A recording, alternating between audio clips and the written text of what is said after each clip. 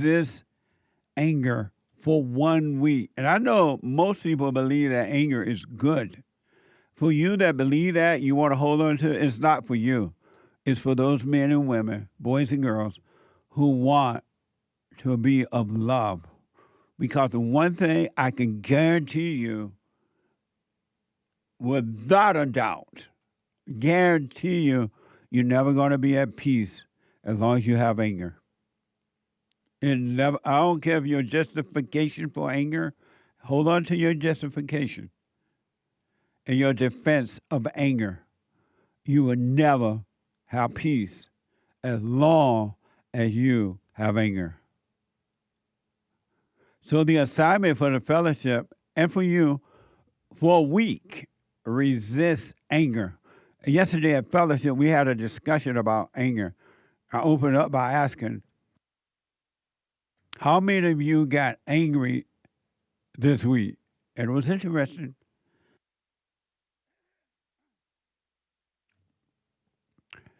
God's law, and God is his law. You think God's law is written somewhere, but God is his law. The law is God. And God is the law. And unless you do it, you're not going to have peace.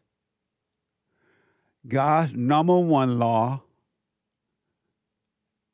in order for salvation and perfect love, perfect peace, to love him, to love what's right, to love the truth, first and foremost, more than anything or anyone else,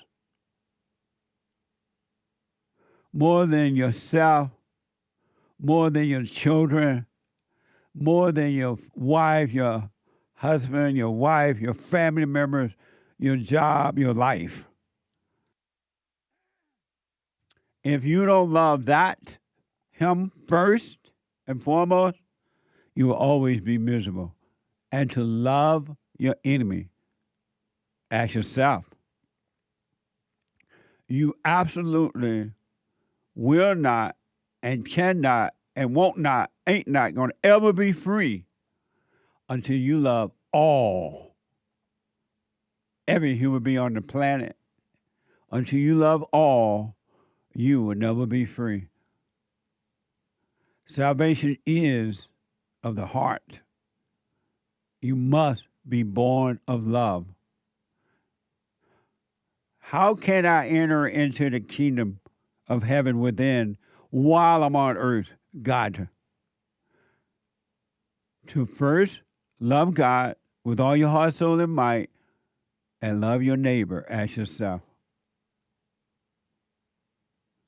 There's not one reason on the planet for you to ever hate or be angry, which is the same, resentment, all the same, at your enemy, at your friend, at your family members. You got to love. Love conquers all. Think about that. Love conquers all. And if you have no love, everything else is vanity. It doesn't matter what you own, where you are, how short or tall or whatever. How much you read the Bible, how many times you pray, how many times you go to church or whatever you do, synagogue or whatever.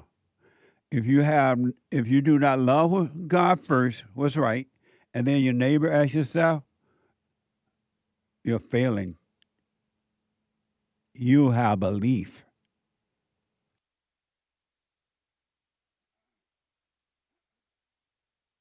You will never know peace or God or anything. You got to have love. You were created by God to be love.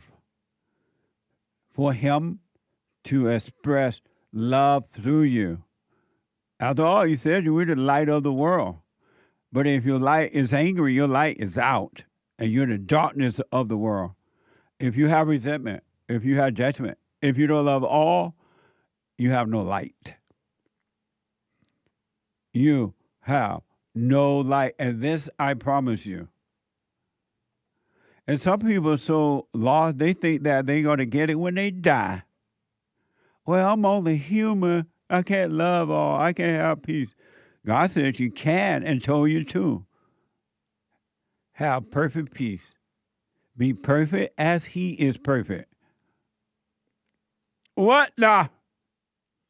Why not get busy working on your life and give the finger to the world? Meaning don't wait on them. Be willing to stand alone for what is right. You got to let it all go.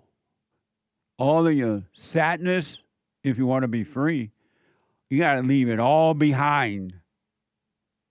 Your sadness, your tears, your loneliness, your fears, your doubts, your worries, your anxieties, your lack of love, looking for love in all the wrong places, your beliefs, you got to leave it all behind and have love. You got to give up everything. And you can if you want to. And you don't have to if you don't want to. It's up to you. Men and women and all races. It's about love. And love is not an emotional thing. Satan love is emotional, not God. So if you have emotional love, just know Satan is your God. And it's false. But you can be free or you can be enslaved. Really. It's been done. It's finished. And believe me, believe you me, you have a teacher on the inside of you. And he will teach you all things. Let no man teach you. And a good teacher would never teach you, but point you back to the teacher within.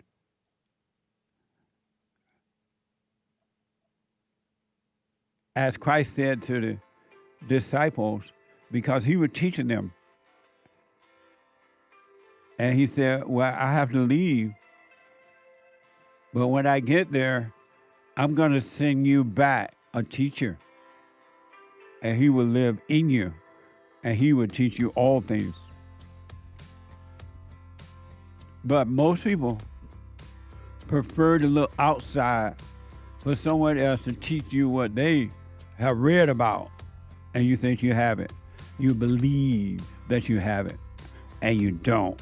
Yesterday I mentioned during the fellowship, you should really check it out if you like at rebuildingtheman.com/church. I mentioned that I noticed that women, they are putting women in all positions of life and they're throwing men out. And I thought about how, because that is happening, other things too, but because they're reestablishing in their minds God's order of God in Christ, Christ and man, man over woman, woman over children, they are putting the woman in charge of everything. And as a result of that, you can expect and just know you have not seen hell on earth yet. And you see some pretty bad things happening on this earth. But they have put the woman in charge and are putting them in charge.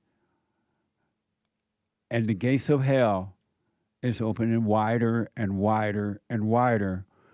And only destruction can come through that. At no point in time where women have been in control as leaders and things got better. America is falling, and they're using the women to help it fall in a mighty way. I noticed that in the news now, when on these news report, you can hardly find a man, reporter, weather person, or whatever. And in most cases, they have like, or it seems like most cases, they have two women report the news right there together. They don't even love what's right enough to have a man and a woman. They have two women. It's crazy to see it, but I understand that Satan uses the woman for destruction. And some women are starting to wake up to that and overcoming it, but most are not. And they educate the women because they know they educate her, they got her. Her ego is through the roof, and they can use her for whatever they want. And they're using women for destruction. They have women out in the field doing reports and everywhere. And I mentioned that yesterday, so my producer found me some statistics on female news anchors. If you can't see the destruction of this, I don't know what else it's going to take.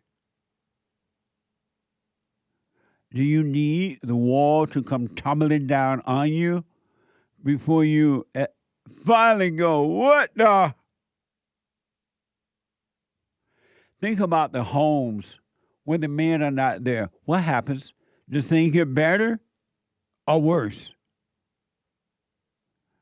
Even if the man is in the home and he's not leading his wife and children in the right way, does things get better or do they get worse?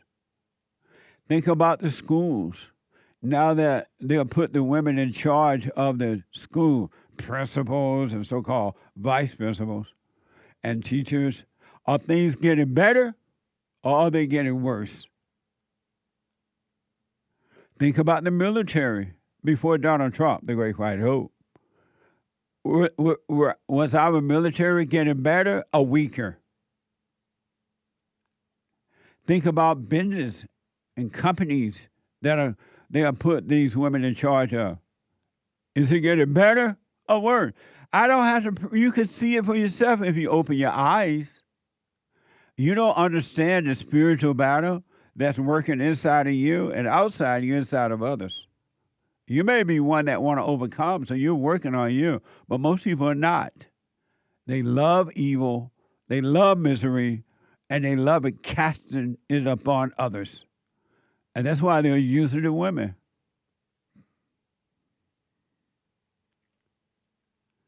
I promise you, it's going to only get worse.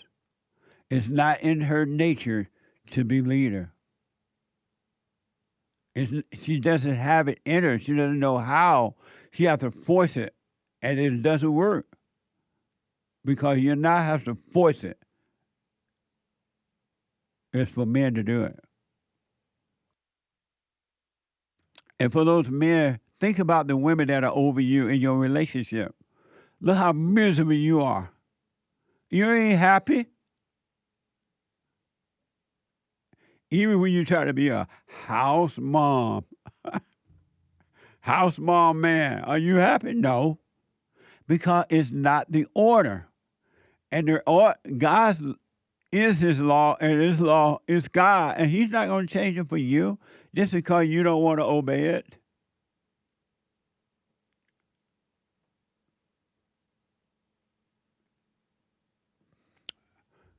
You got to love. And this is not the way to go. Zippia, and Career Explorer. According to the 2025-2026 statistic, 51.3% of all news anchors are women. What do you think is going to happen with that? 51.3% of all news anchors are women, while 48.7% are men. Evil is changing the order of God on earth. And nothing good is going to come from it. Nothing good is going to come from it. 51.3% of all news anchors are females. 48.7% are men. The most common ethnicity of news anchors is white. 66.7%. It should be. This is a white country.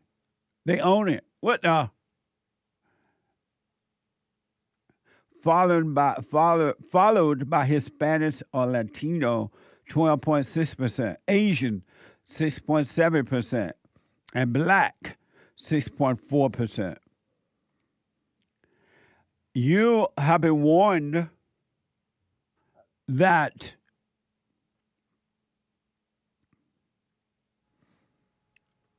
this earth is being controlled by Satan inside of other human beings. Ain't nothing good coming from this.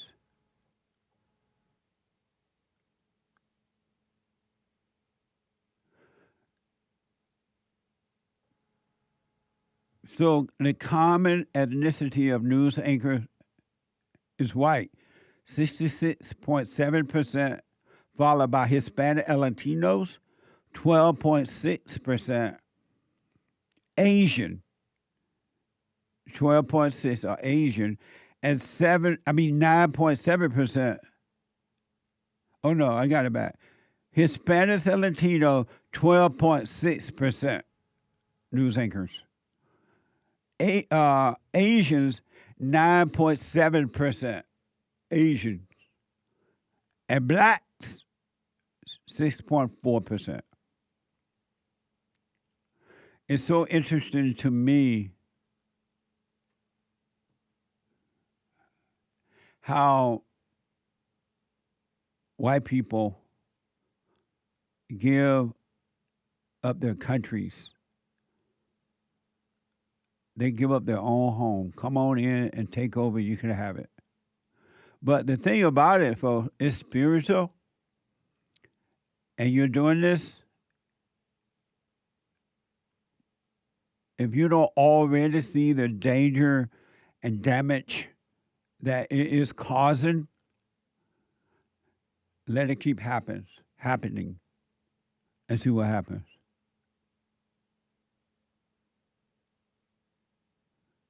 You haven't seen anything yet. You can, hey, Jesse, you're wrong. You can tell me that, but you got to prove it. Look at your own life. If you are married and your wife is over you, or you're trying to please her, look how unhappy you are. Look at how miserable the children are. If you go to school and your teacher is a female, or the principal and the so-called vice principal are females, look how dangerous the schools are. You need those detective things to even get into your classroom. Go into the school. It wasn't like that when men were in charge. When they had men principals. That changed when they changed the order. And for men to just give up their role in life is mind-blowing to me. Without a fight. They just give it up. Okay. They give up their children.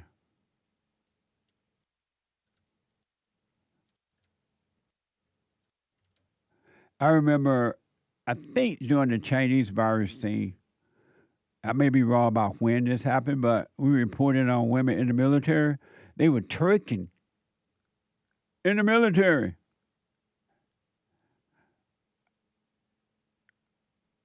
Because they let them do whatever they want and they go out of control.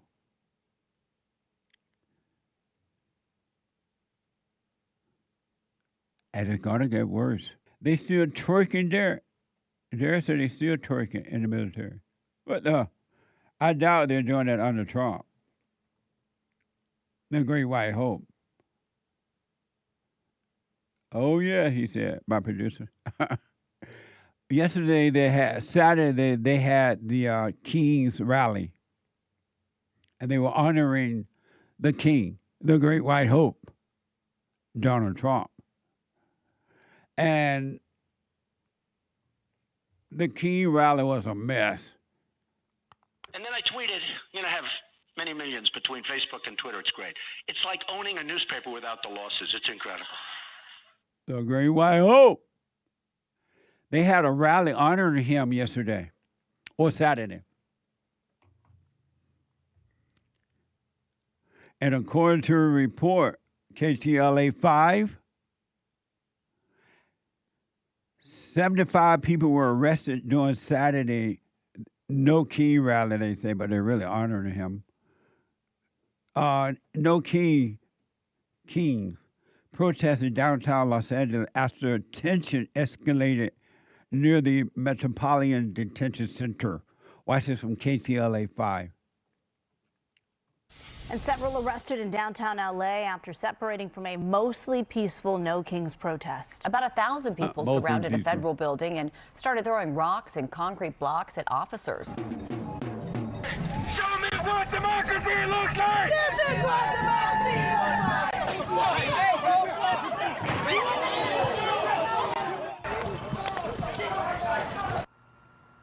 Pepper balls, bean bags, tear gas, and skirmish lines with mounted police. Those were the scenes near the Metropolitan Detention Center over on Alameda Street, where a group of agitators broke from the otherwise peaceful No Kings protest and march and began throwing rocks, bottles, and concrete blocks at federal officers. Homeland Security officials say that group of agitators surrounded the Roybal Federal Building as well. 2 officers were hit by cement blocks and received medical care. LAPD officials declared a citywide tactical alert just after 5 p.m. while issuing a dispersal order. Those who refused to leave were arrested. According to preliminary reports, at least a dozen people were taken into custody, and at least 1 officer and 2 bystanders were injured before that tactical alert was lifted by 8 o'clock in the evening. Amazing, huh? They are honoring the King. Some people call him amazing. What manner of man is this? The wind and the sea obeys him.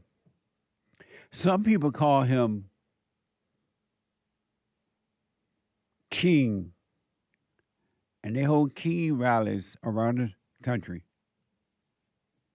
Some people call him Daddy. Daddy is home.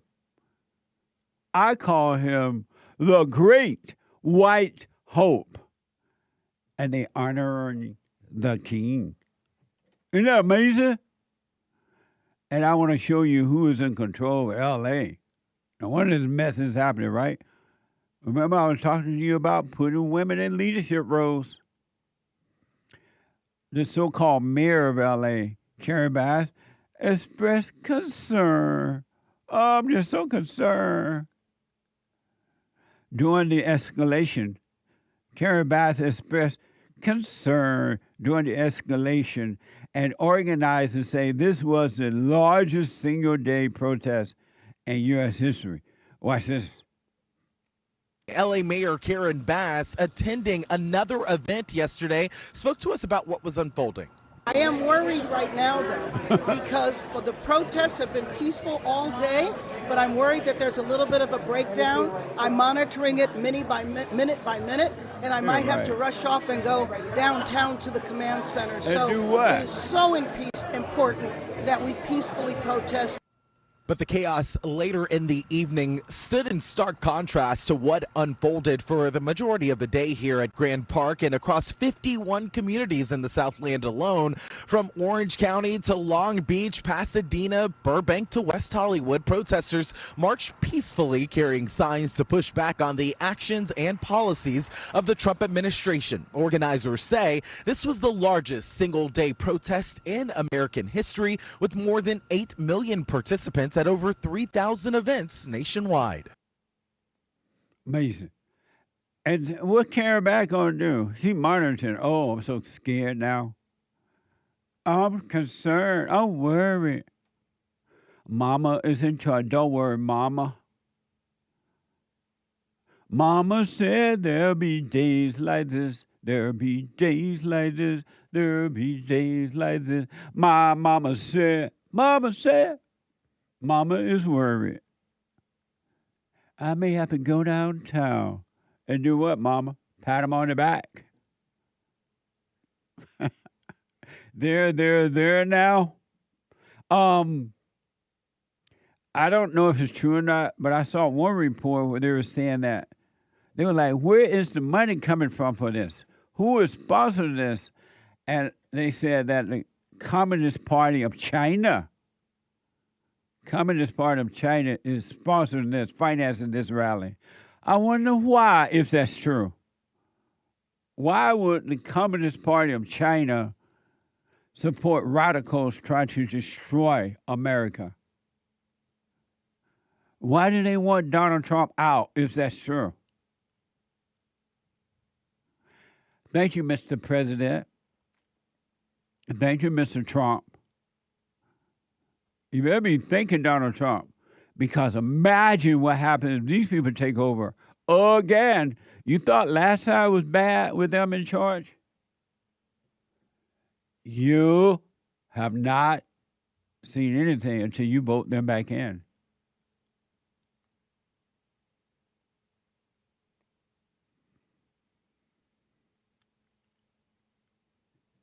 Where was Carrie Bass when the LA were burning down?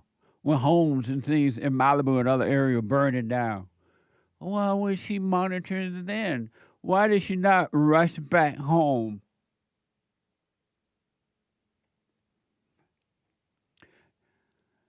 Do what you want. This is hell on earth inside of human beings, and it's going to only get worse.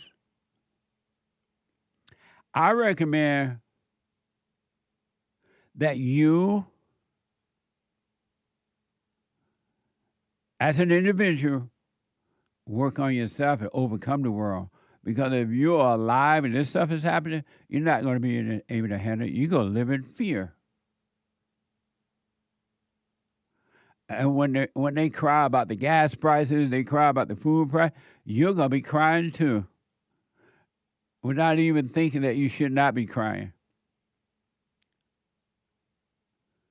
Because you will be of the world. It's been made possible that you can be in the world, but not of it. And all this mess can be going on around you, but you won't be affected by it. I got to take a quick break. The hate news is coming, not the fake news. And when I come back, straight to your phone calls and your super chats. Wake up. If not now, when? Wake up, everybody. No more sleeping in bed. No more backwards thinking. Time to think ahead. Let me go to first time caller Derrick out of Massachusetts. Derrick, you are on the air. Justin. Hey, Derrick. All is well, Derrick. Excellent. Yeah, I wanted to call and talk to you about family. Okay. And I've been trying to figure out, how do you help in the world? How do I help in the world? I ended up going into education, and I started to see some things.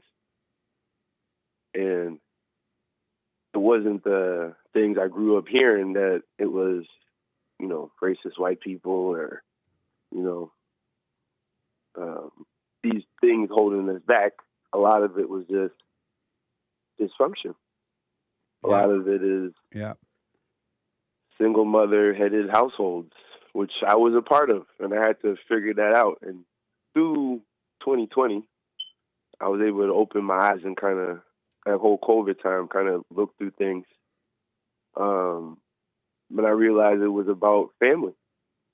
And if, specifically about Black people, if we can get our families back in order, we would be back in order. And I just dedicated my life to doing that. I'm married now.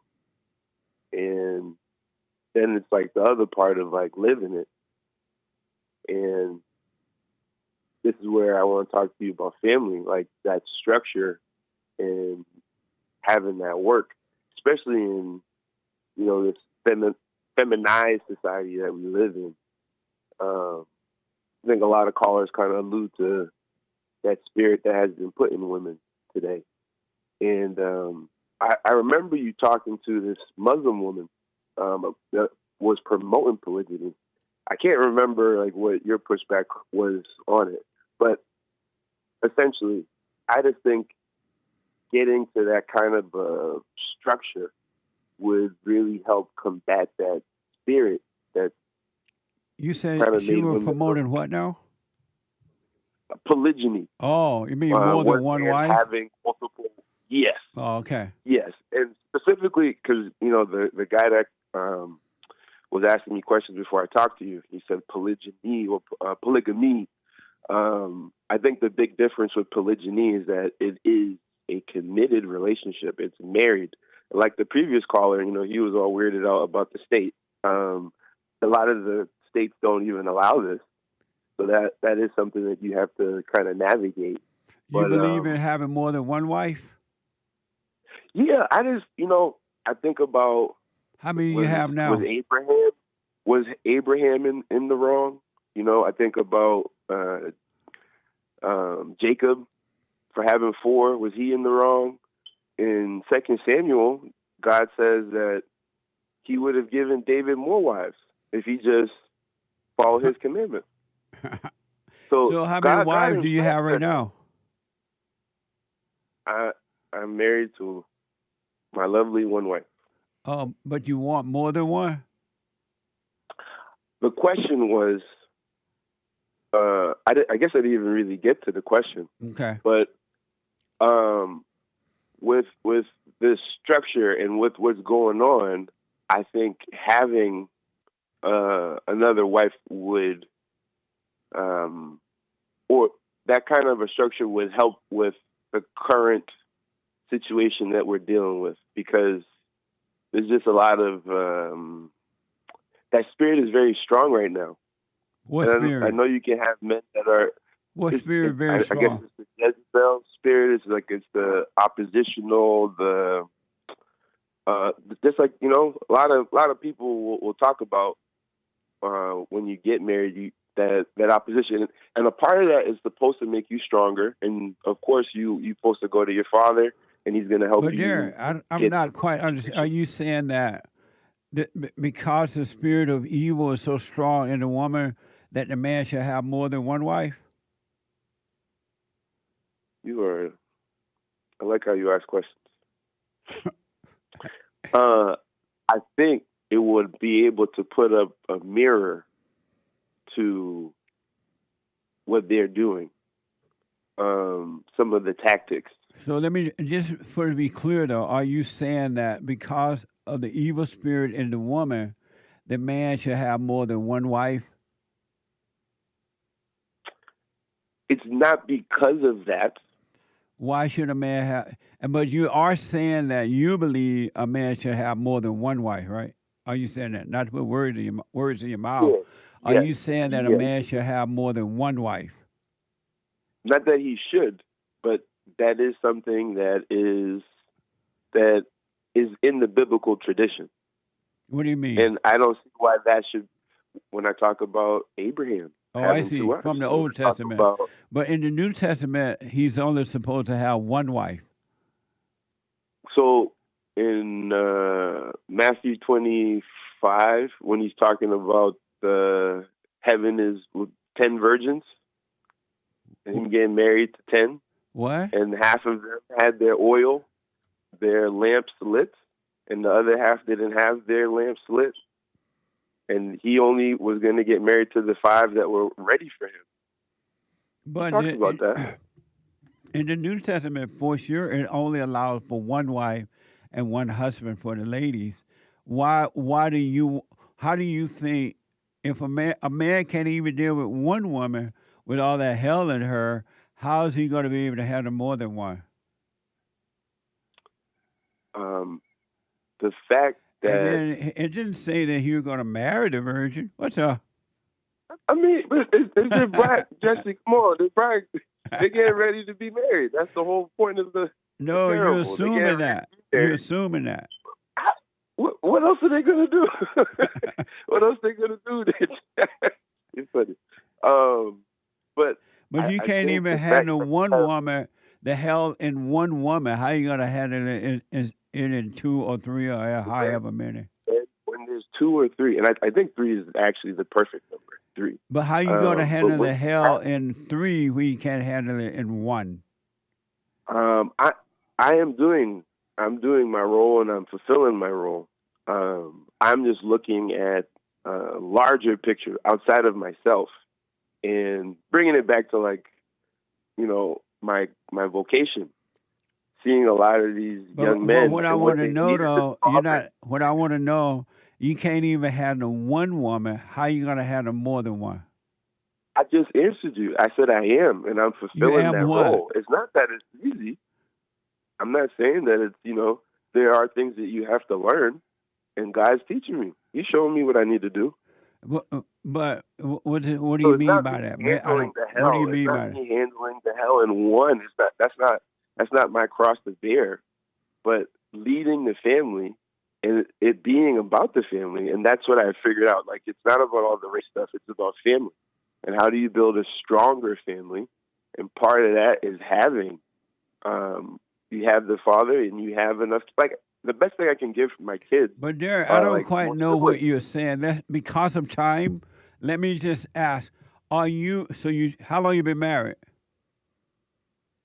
It'll be 2 years in August. Okay, and so are you saying that you, Derek, want more than one wife? If God would give me that, You want more than one wife? if God would give me that, sure.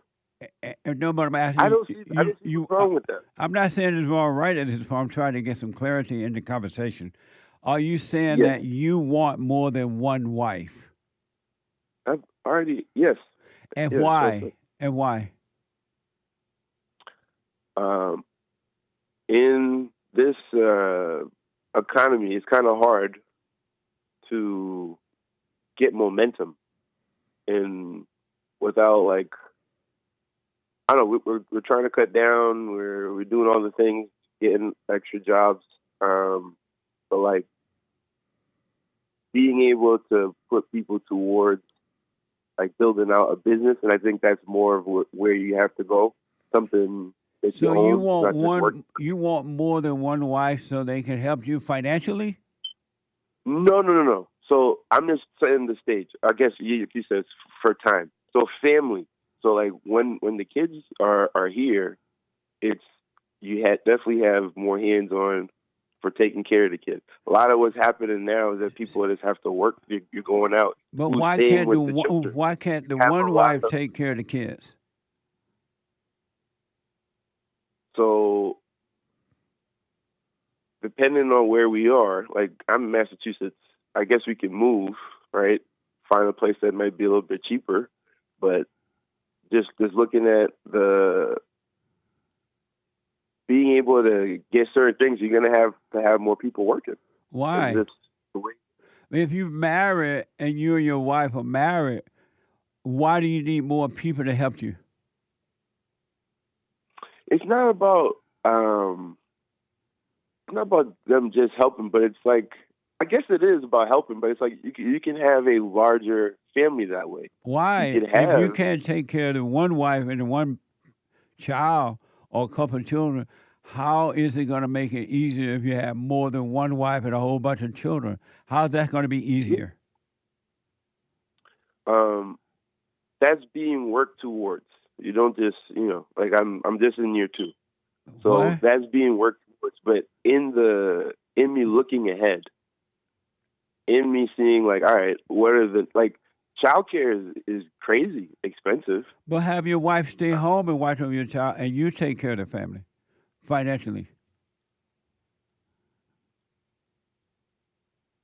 I don't know if I'll be able to pay for everything that way. Then why get married? I mean, we're working towards it. Toward what? Getting rid of all the debts. There's all these debts that you have to get through, which... But why did you marry a woman that was already in debt? I mean, a lot of people are in debt. That's what I'm saying. Of my generation, a lot of us are in debt. But if you, let's say your wife are in debt and you're in college story. But John, Derek, that's what it was said. That's what it was said. You go to college, then you get a job. I believed all that. She believed all that. A lot of us believed all that, and a lot of us are in debt right now. But why did you, Derek? Because of time, Derek. Hey, Derek. Because of time, you were already in debt from college and stuff like that. She was already in debt. Why would you marry someone that's already in debt? Why not wait until you got out of debt and she got out of debt and then marry? Because the way you're seeing things, the way this idea about having more than one wife, you're going to dig a deeper hole for yourself. And deeper hole. Yeah, because you got a big family to take care of now, and those women are not going to get along living together, and you're going to deal with a whole bunch of, let's say you get married, you're going to have 3 Satan, all the demons in them. You're not going to be able to handle that. Oh, my goodness. Oh, my goodness. But yeah. Do you understand that? Maybe for time, we could try to talk another time. I love to hear. Do you understand I started that, Derek? a nonprofit around family. So I would love to hear, like, hey, Derek. How do you... Derek, do you understand that you're going to have 3 devils with a whole bunch of demons? I honestly believe that if they have to account for each other... That doesn't work that way, Derek. Women don't even like each other. Ain't no way they're going to account for each other. And it's not their responsibility. It's not their responsibility to account for each other. The one person is accused. Social than us. I'm sorry? Women are more social than men. And that's not a good thing. But that they have that energy in them where they need to be social. So why not have that? And the reason for that, because they're so angry and evil, they got to keep active, because if they didn't, that evil would catch up with them and they may overcome it, and they don't want to overcome it. Well, if they had sisters in the home to help them overcome, in the Bible it says that. It didn't work that way when they grew up with sisters. I think that needs to be rebuilt, and that's a way for that to be rebuilt through this kind of a system. No, Derek. It's been rebuilt by Derek. It's being rebuilt by a return to the Father, forgiving the mother, and return to the Father spiritually. You're not going to rebuild this by having 3 wives. You're going to make it worse. Derek, do you hear that smoke detector in your house? I'm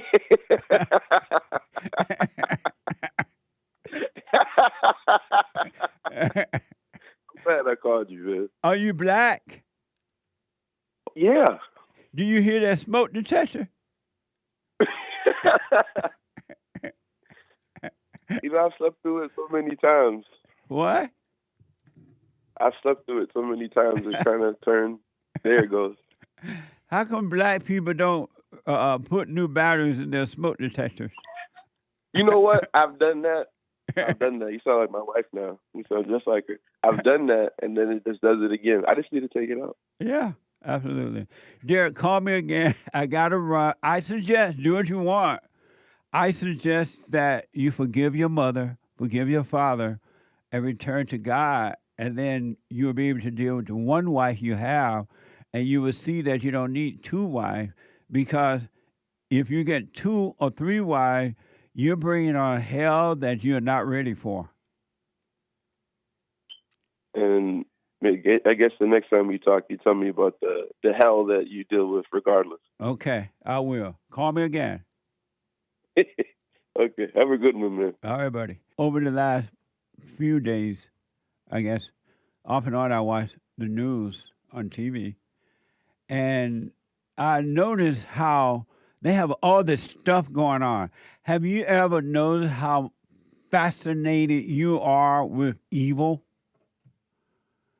human beings are fascinated with evil. They literally love it. So I'm looking at the news and I'm looking at all these different events that are happening. Like you had, I believe it was a hospital here in LA that was protesting for a raise. They were out protesting. I believe it was a hospital for a raise. And the people out marching on the streets and demanding more money. And they all want this and how important they are. Fascinated. And threaten to do this if they don't get what they want or that. Fascinated with evil.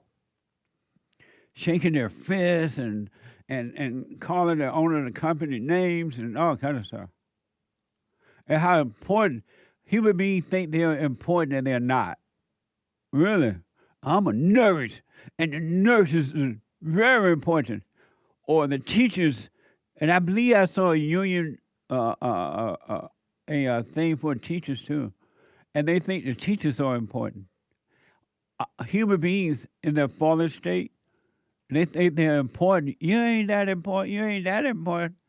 Believe me, you're not. AI is going to take your job anyway and see how important you are. But and so I saw the hospital union people fighting for a raise, threatening to quit, and all that kind of stuff if they don't get what they want. If they were that important, how's the hospital still functioning while they out on the street protesting? And then I believe I saw a teacher union protesting. And they talk about how important the teachers are.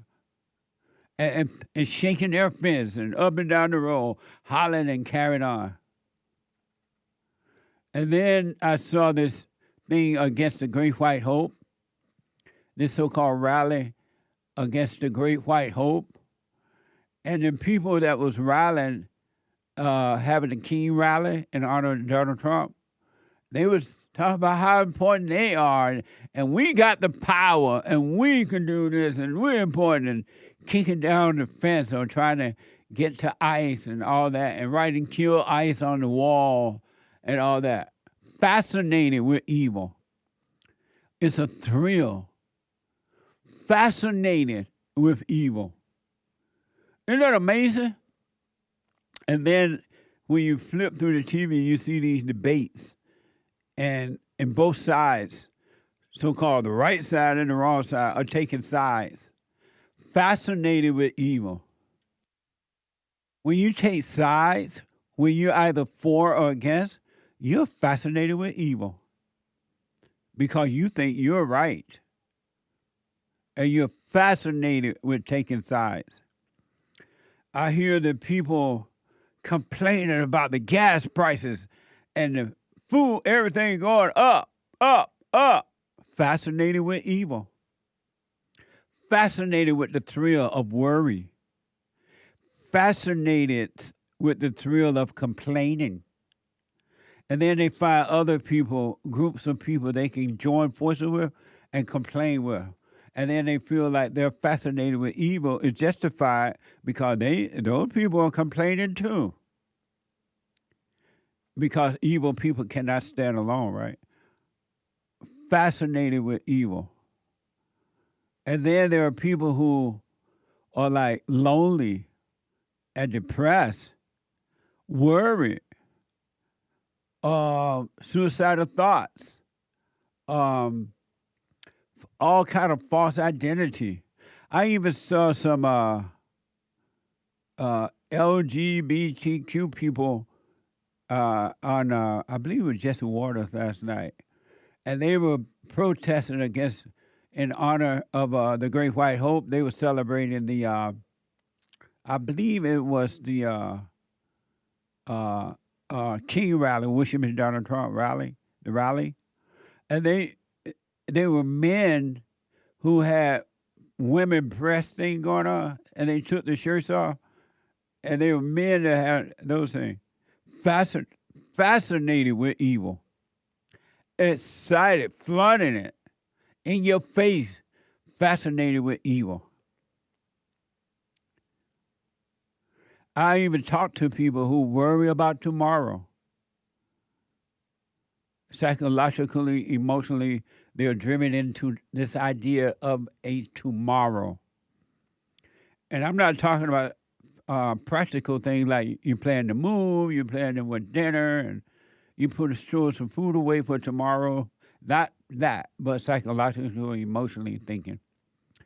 Fascinated with evil. And so I'm looking at all these protests they're having, and then on TV, these debates about the protesting, and again, people who are for it and people who are against it. And both sides have taken sides. And in their taking of sides, they're fascinated and believe that they're right. And then the other side fascinated and believe that they're right. And then they argue. Fascination. Why are you so fascinated with your evil that you refuse to overcome it?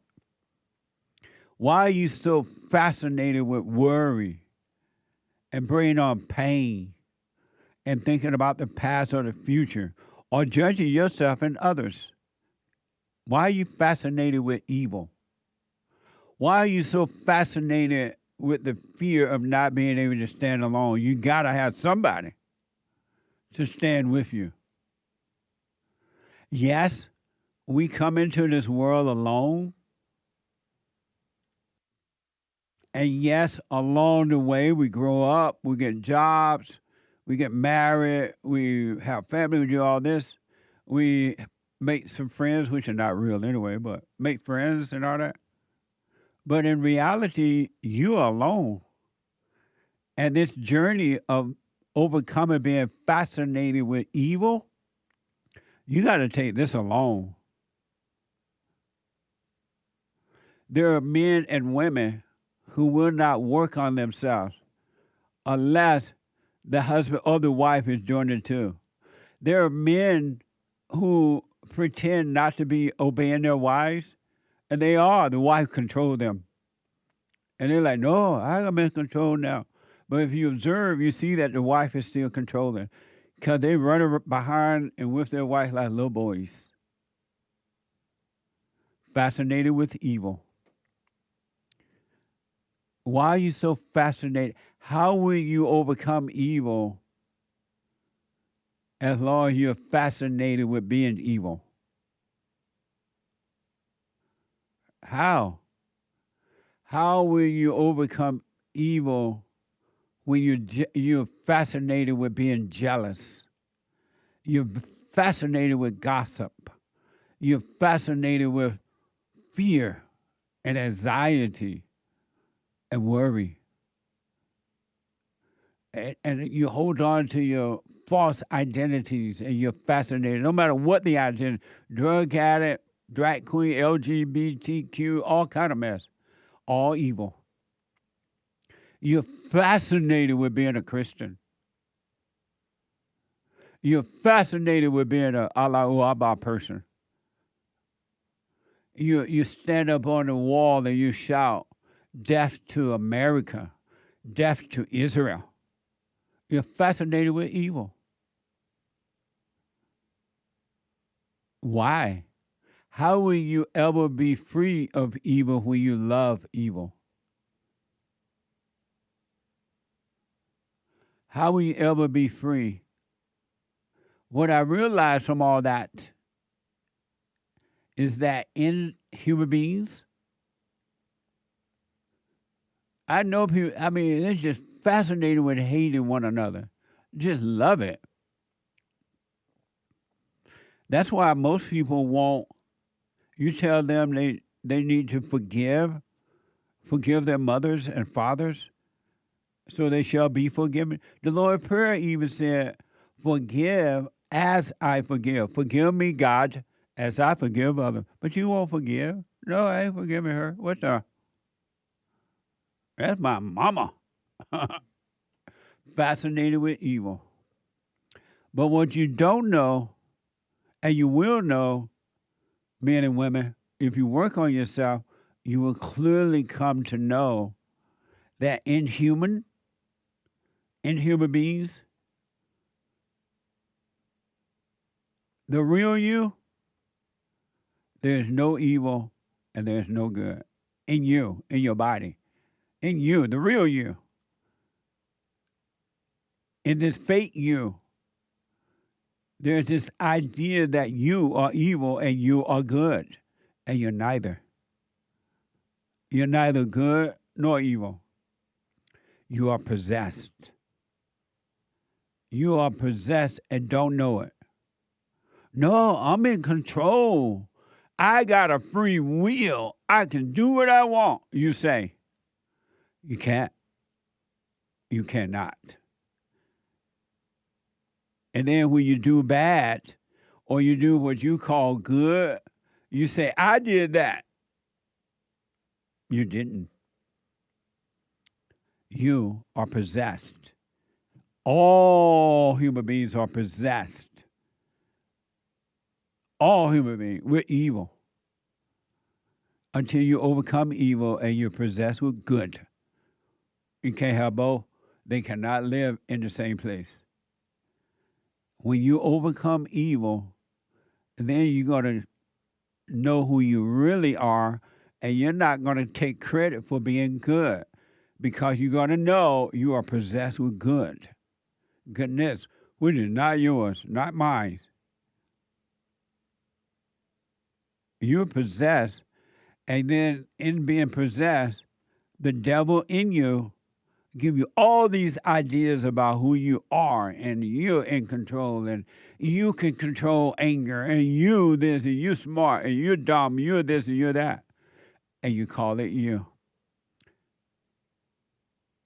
You are possessed, and you do not have a free will.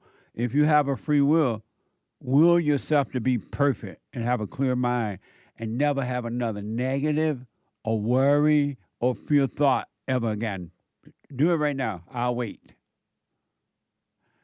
Will yourself to never be jealous and revengeful. Human nature, human beings are. Why don't you pay attention to what's, start with you first, and you're going to see what's going on in others. Really, you're going to see and you're going to be concerned. Well, you won't be concerned. You understand. Human beings, pay attention to the media, to the news. Look how they're fighting. And they're like fascinated and excited about fighting, about being against somebody or being for something. That's evil. That is the devil nature working through you, and you think that is you. Look how fascinated people are when they cry racism, sexism, homophobism, Allahu Akbarism, Debidaism, white supremacism, anti-Semitism, where there's no ism.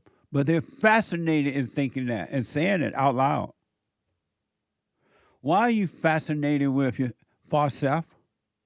How will you overcome when you are fascinated with evil? There is no good at all in human nature. You need a brand new nature, a clear mind, and you can have that. And then you're going to realize that's not you either. Good has taken over because you realize, hey, I'm wrong for being fascinated with evil. And the last thing evil wants you to do, and this I promise you, I literally promise you, evil is afraid that you might overcome. And it shapes the man or the woman who decides or realizes, you know what, there is evil in me. I am possessed. I do think and do the things that are not right, and I can't help myself. I want to love all people, but I don't. Not even my own family members. Not even my own wife. And to the ladies, not even my own husband. I don't love my husband at all. I don't love my wife. I don't even love my children. I want to, but I don't. When you can realize that it's not you, but something else has made a home in you, You're on your way, but the devil is going to shake. He's going to tremble. All the devil and all of his little demons, they tremble at the idea that that man or that woman might find God. You know what? I got to stop this person. When they'll be still and do the silent prayer, I'm going to shake, rumble, rock and roll inside their thoughts until I can shake them out of sitting still. Make them think, oh, you're going crazy. Look at all these thoughts. I can't handle this.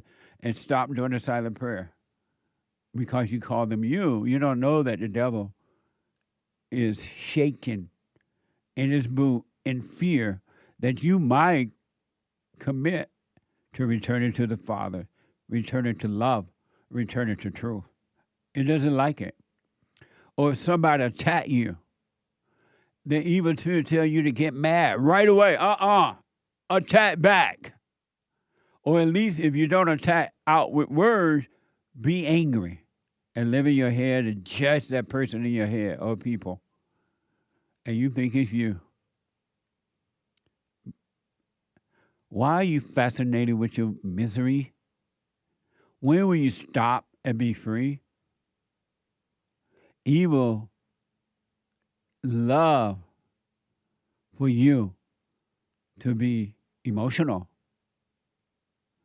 And if you notice, ladies, when your husband or your boyfriend don't seem to be concerned about your emotions, evil tell you, look at him. He doesn't care about how I feel.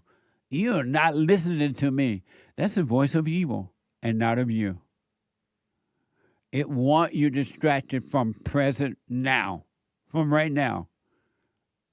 Eternal life, perfect peace, and joy is always right now. It's not in yesterday and it's not in tomorrow. It's in right now all the time. And the evil spirit that you're possessed by, that you're excited with, fascinated by, is doing everything it can to keep you away from peace right now, from perfect peace, perfect love. God said the first rule is to love him.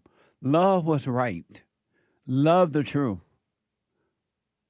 But you won't do that. You love what's wrong. More than anything, you love that first and foremost. You love your ego. You love your false identity. You love the thrill of the devil inside of you. And you call it you. You love thinking you're better than someone else or you less than someone else.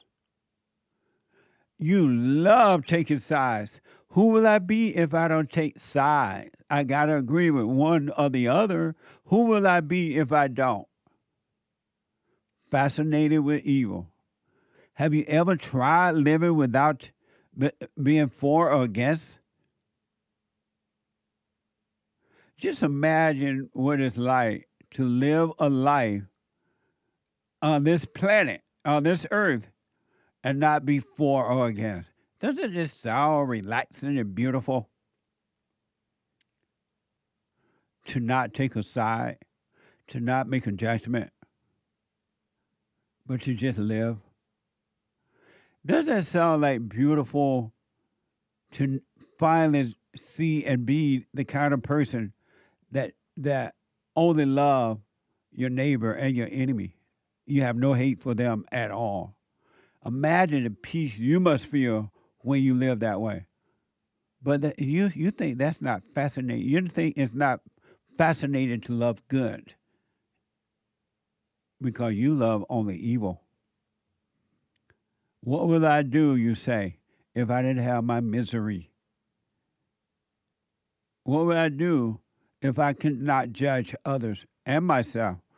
Even when you do judge yourself, let's say you did something quote unquote wrong, and you realize I was wrong. The first thing the devil does, he makes you feel guilty. You're like, oh, I'm guilty. I said I would never smoke that pot again, and I stopped for a week, and now I'm back on it again. Who are you judging? Why are you fascinated judging false self? That's not you. There's no you there to judge. You still listen to the voice of evil. I want to encourage you, do what you want. I want to encourage you to stop being fascinated with the evil that's in you and the evil you see in others. And see what happens.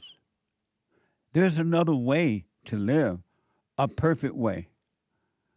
And yes, we've all been traumatized, every person on the planet. And we grew up in those traumas, one after another, one after another, one after another. And along the way, we call them, I am this, and I am that, and I've been this, and I've been that. You develop false identities. And you think that is you.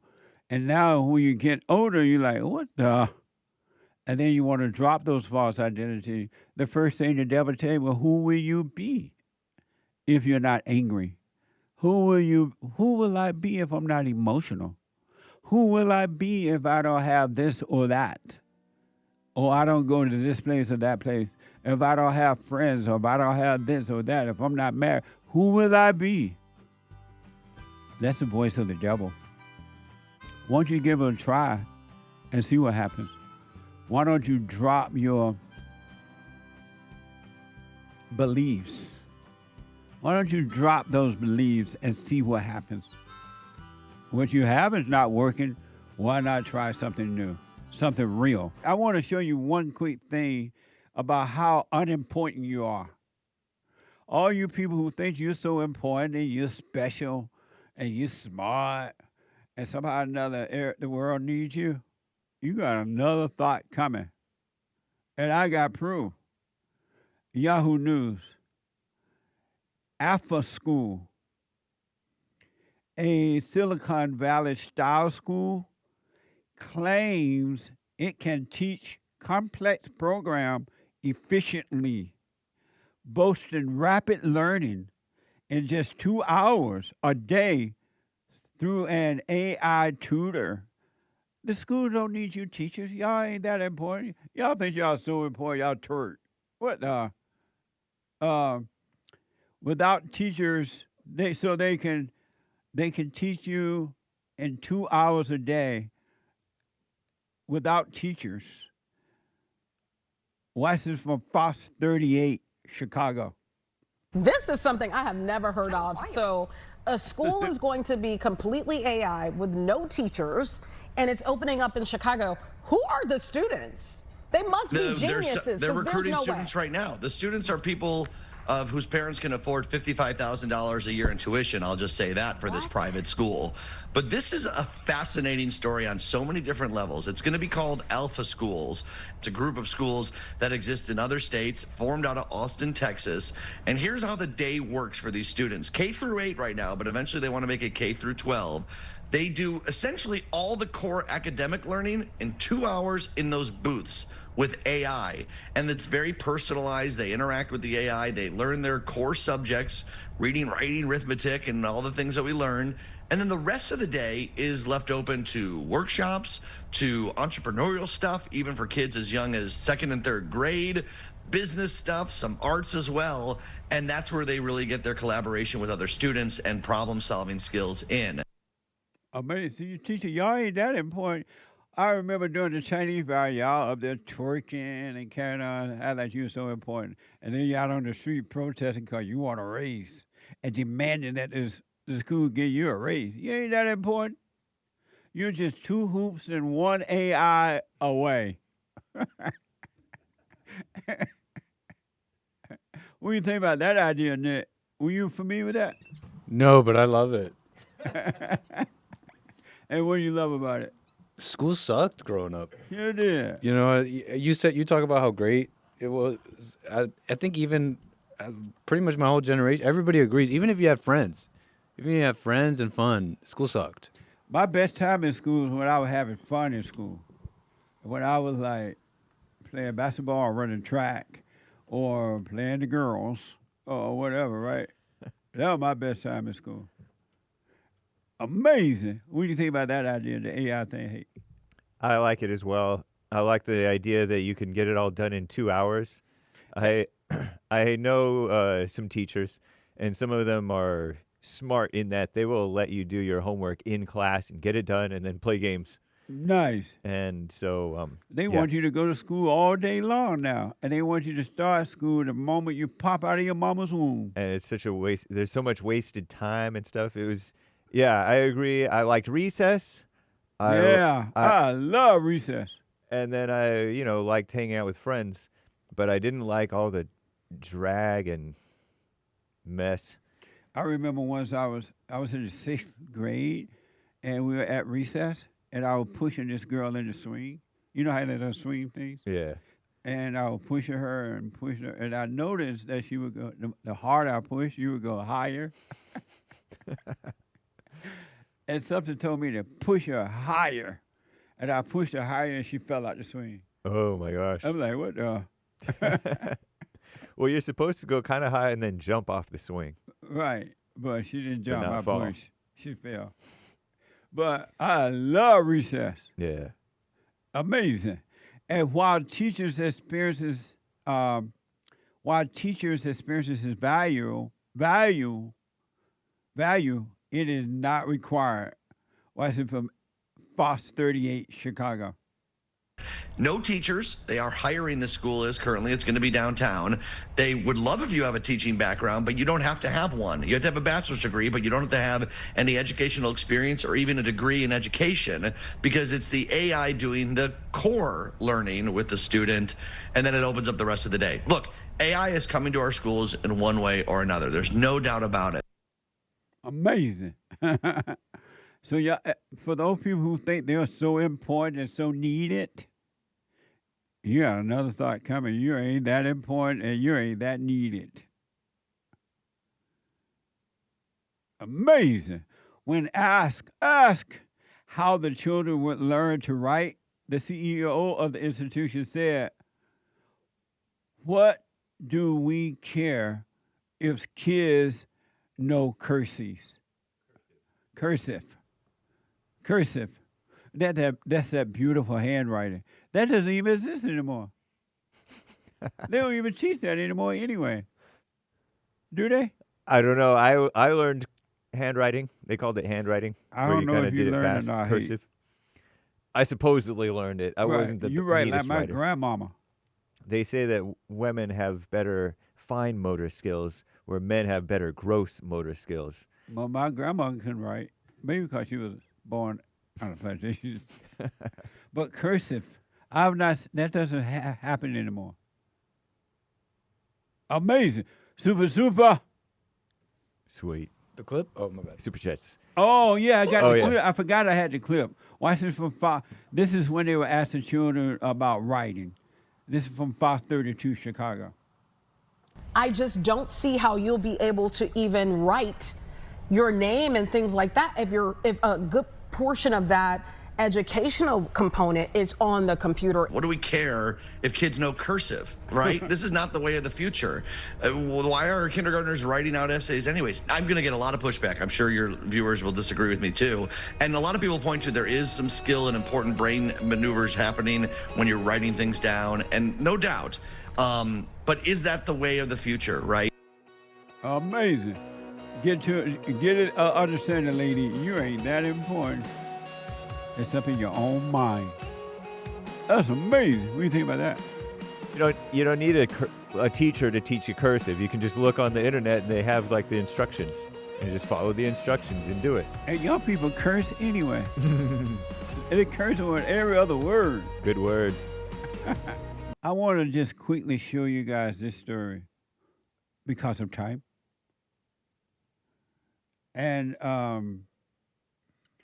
the one thing I noticed in marriages today, that men cannot and will not control their wives. And even when they have young children, they let the wife run around like she ain't no wife and ain't no mama, and the kids suffer.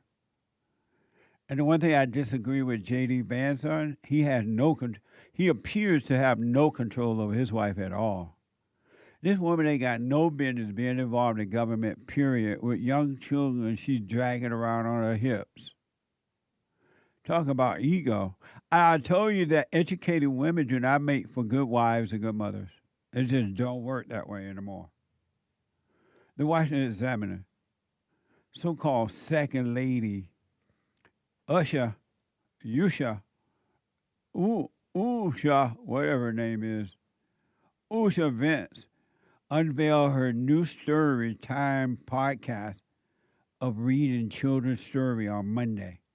Watch this from the Washington Examiner. Hello, and welcome to Storytime with the Second Lady. On Monday, Second Lady Usha Vance unveiled her new Storytime podcast of reading children's stories. The podcast, Storytime with the Second Lady, features either her reading books or inviting a special guest to read, and is a part of her initiative to increase childhood literacy rates. 3 episodes have been released with the podcast launch, with the first featuring her reading The Tale of Peter Rabbit by Beatrix Potter. The other 2 episodes feature guests, former NASCAR racer Danica Patrick and Brent Poppin. JD has, and if a man can't control his wife, how you going to control the country? How you going to run a country? This woman, I saw her with, he was overseas somewhere on a working mission, and they were getting off the airplane, and it was like snowing, deeply snowing, lots of thick snow. Here she coming out, one baby on the hip, one baby JD was dragging in his hand, and the other one she was dragging. I'm like, where is she going? Why don't she stay home and raise that man's children? She ain't got to go on no work trip. He can't control her, it seems.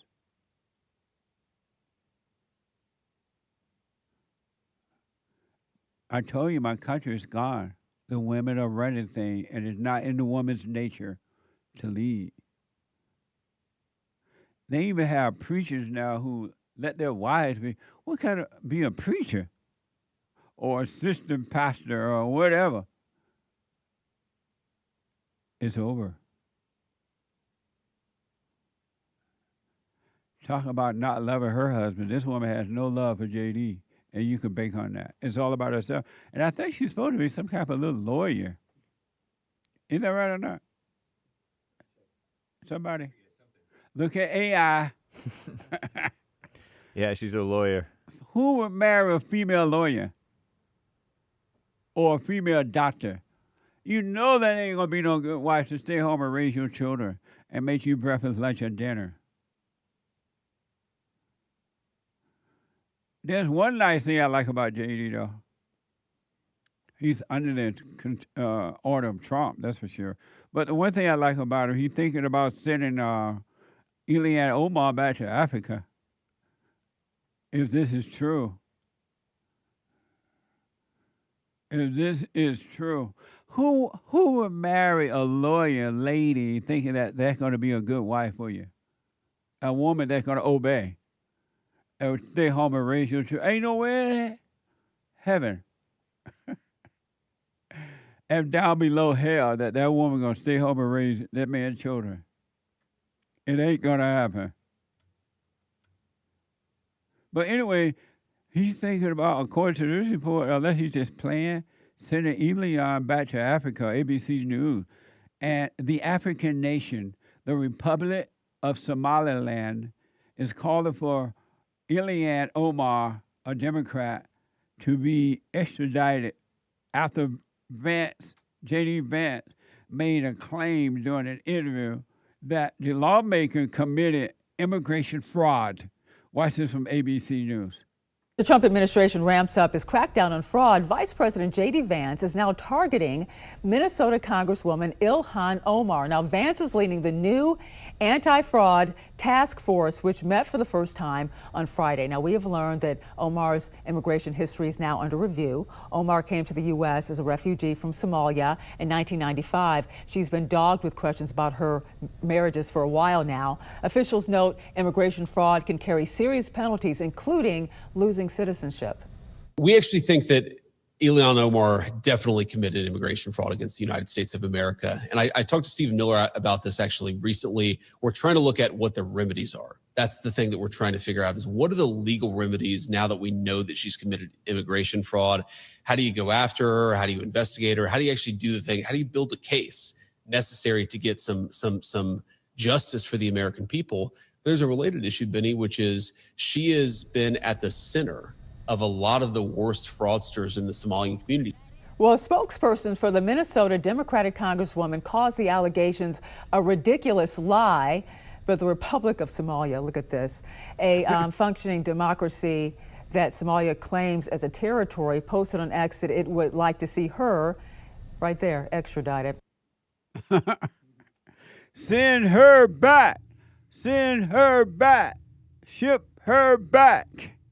Send the heifer back home. She hasn't been in our country nor in our government. So right on, JD. You may not have control of your wife, but I like that idea about shipping Ilhan back to wherever she came from. Here's a little information on Omar's immigration into the United States. Watch this from Fox News. So she came here as a child, like just to make sure everyone understands. She came here as a child, as a refugee. You can come as a refugee, and in about 5 years after that, you can apply for citizenship. And that's essentially what she turned. When she turned 17, she applied for it through her father, is what she says. So she has legal status in a pretty common way for refugees. It's not her legal status that is in question. It's did she help someone else gain citizenship fraudulently? I don't know the full timeline. Basically, she was married to someone, divorced that person, got married to someone else just long enough for them to become a citizen, then divorced that person. Or she was common law married to someone, lived with someone, then married this other person long enough for them to become a citizen, then broke that marriage up and married the person she was with to begin with. If you're in, you know, a trailer park down in Georgia where I'm from, this kind of stuff does happen. I mean, it's kind of a, you know, redneck, white trashy way of doing things. I've seen it happen. What a mess. Send her back. She has no business being in our country or in our government, especially in our government. I always said that. Foreigners should not be involved in our government. Really. No more foreigners in the American government. They come here with their own crazy ideas from Somalia and other places. A spiritual battle. It's not physical at all. Is good versus evil, right versus wrong. And evil does not want to let you go. It doesn't want to let you go in your emotions, your thoughts and emotions, imagination.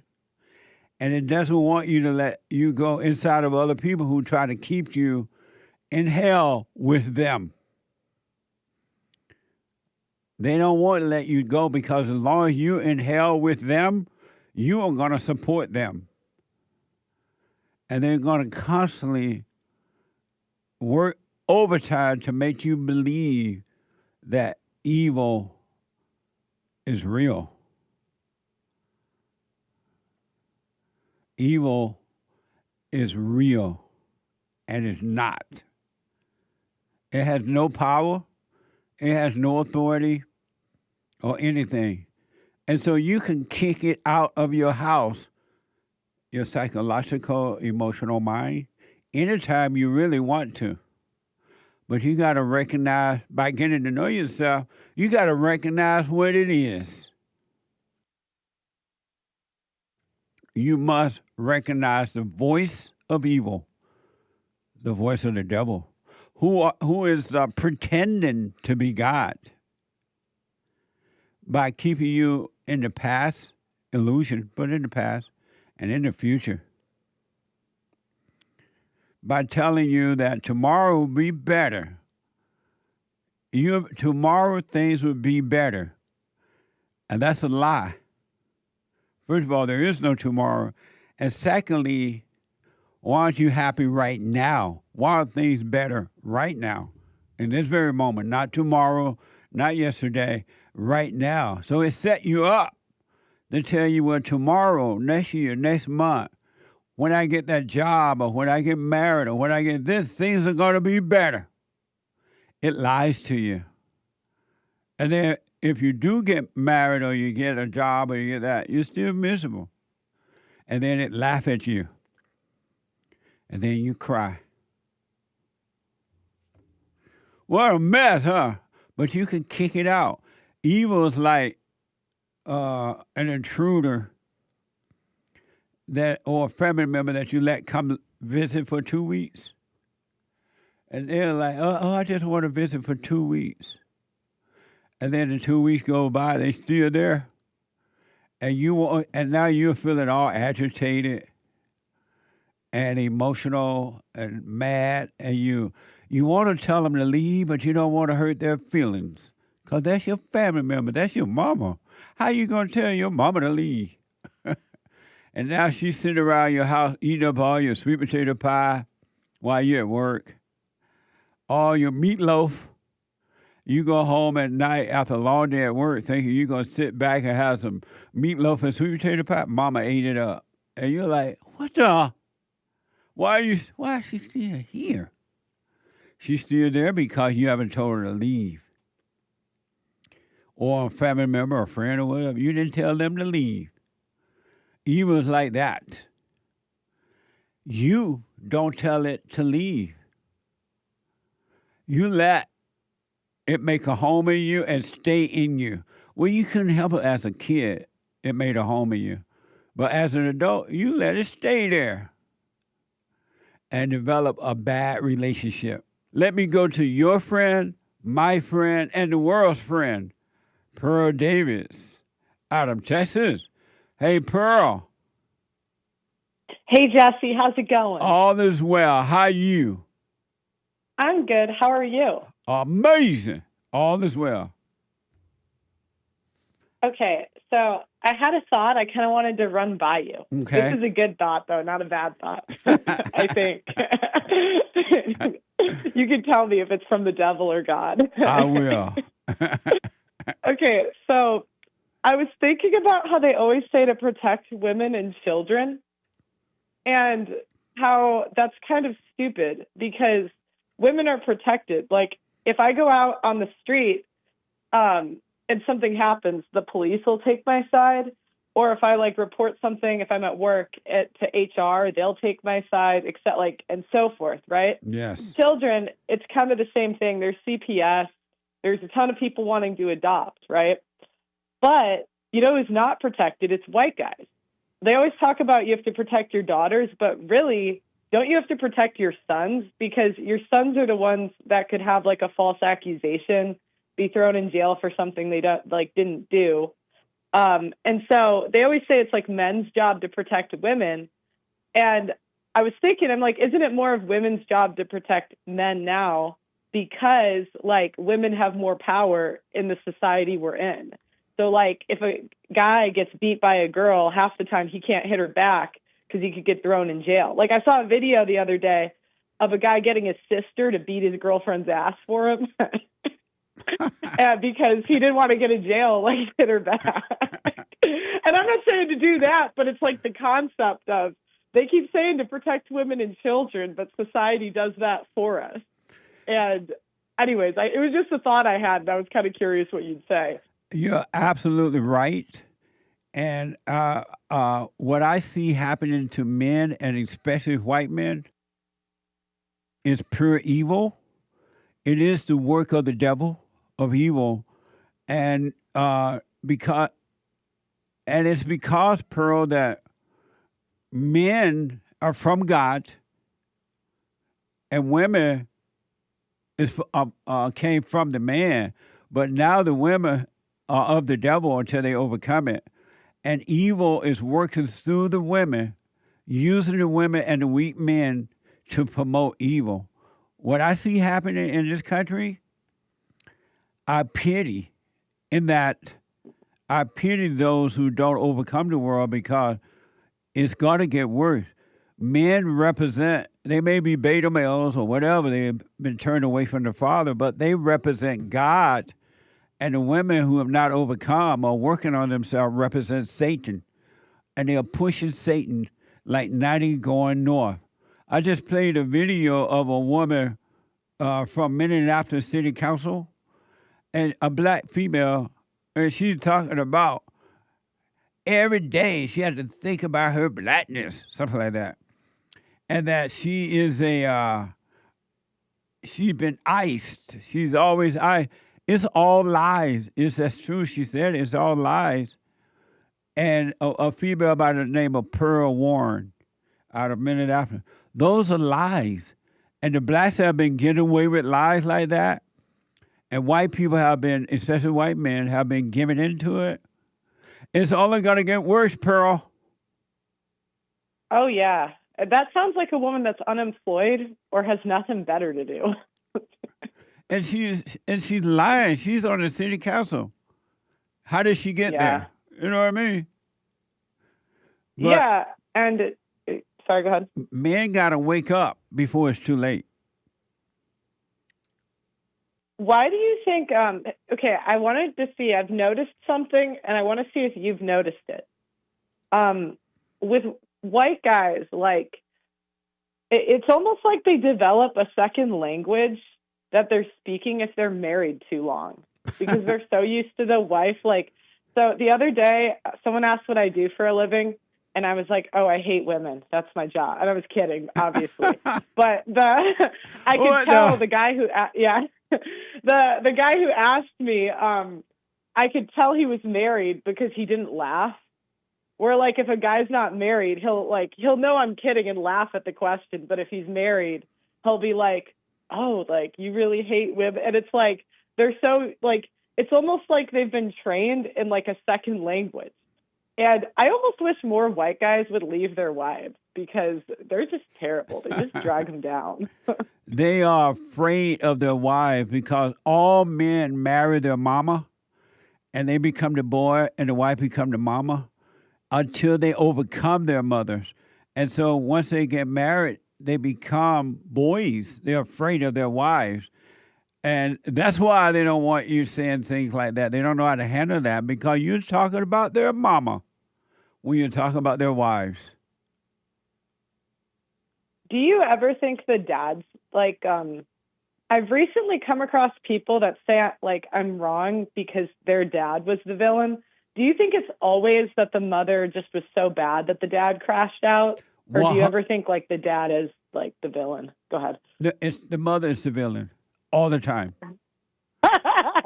All the time. And that's why they marry weak men, because they, even while they're dating, they know, hey, come here for a minute, hey. They know that they are married a weak man that they're going to control. And they're going to destroy his children and everything. They already know it before they marry. Women do not marry strong men. They only marry weak men. True. But they prefer a strong man, but they accept the weak man because they wanted to control him. What a mess, Pearl. Yeah, that is a mess. Have you heard of the Hake Report? Yeah, I've met him, right? Yeah, he's white. He has a statement about white women who marry black men. Yeah, what you said about how married men will suddenly turn kind of feminist and not laugh at the obvious jokes and take the side of women reminds me of these white women who marry black men and then they take the side of blacks. Oh, that's so true. That's so true, actually. I noticed too that not all, but most, maybe all, but most black women who marry black men, they abuse those men like nothing going north. The one thing, I did a show where I had guys call in and I said, would you leave your wife if, like, it was like I can't remember what the scenario was, but it was a really bad scenario where the wife was wrong. And the black guys and the Hispanics called in and they were like, yep, I'd leave her. And the white guys called in and they were like, no. And I'm like, the one thing that white guys could learn from black guys and Hispanic men is to leave these bitchy wives. Get some very milk, interesting point. Absolutely. Get some milk. Like, you can't save these kids with these evil women. You can't. That's right. No way. It's amazing. Pearl, amazing hearing from you. It's amazing calling in as usual. Right on, anytime. Tell the folks about you, how they can get to your website and listen to your podcast. You just type in Pearl Davis on YouTube or Twitter or Instagram, and I'll come up. You have anything coming up anytime new? I mean, anytime soon? Not really. I just do my call-in show. Right on. Amazing. But you're welcome to call in anytime, Jesse. I think you'd like it. I will, and I know I will. I will Okay. like it. I've been on there. I will love it. Yeah. Thank you, Pearl. Good to hear from you. We'll talk soon. Thanks for having me. All right, anytime. Oh, amazing. I want you to know my country is gone. I want my country back, but it's not coming back. It'll be nice to have it back, and especially to reestablish the good old days when America was America and all this mess was not going on. But that's gone now. And this is manhood hour. There's an order to life of God in Christ. Christ is man, man over woman, and woman over children. The man is the head of the woman, as Christ is the head of man. It's just the way it is. And you're changing that rule. Well, you're not changing that rule because you can't change God's laws, right? God is his law, and the law is God.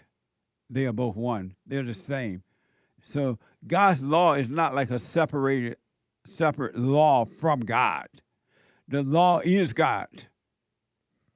And so you're walking away from the law by coming up with your own, which is not your own idea, but your own idea, which is evil from the devil. And this attack, and there is an attack on all men, but especially the white man, but all men. Men are the most hated, and especially white men, species on the planet. And they don't hate the white man, the black man or the Mexican man as much because they've already conquered him. He's not standing for, not all, anything anyway, so they've already conquered him. He has already made the woman his God. But the white man, they hate the white man. And the more he give up or give in, they're going to be satisfied with conquering him too. What you don't know is that the man is the light of the world. And yes, ladies, those ladies that returned to the Father, the light was shining in you as bright, and you're responsible for returning to the Father too. But the man is the light of the world, and the darkness that in the people that hate the man, hate the light of the man. And because human beings don't know that they're possessed, the ladies that are against men, and believe me, Christian women, non-Christian, religious women of all religion, and secular and everything, hate the man as much as a secular person does. It's the same. And this attack that is upon the man now, and you see it everywhere. You see it in the media, you see it in government, you see it in commercials, you see it in churches, you see it. I just told you earlier about, now I haven't seen the movie, but it appears to be putting Mother Mary over Jesus. Jesus' own mama over him.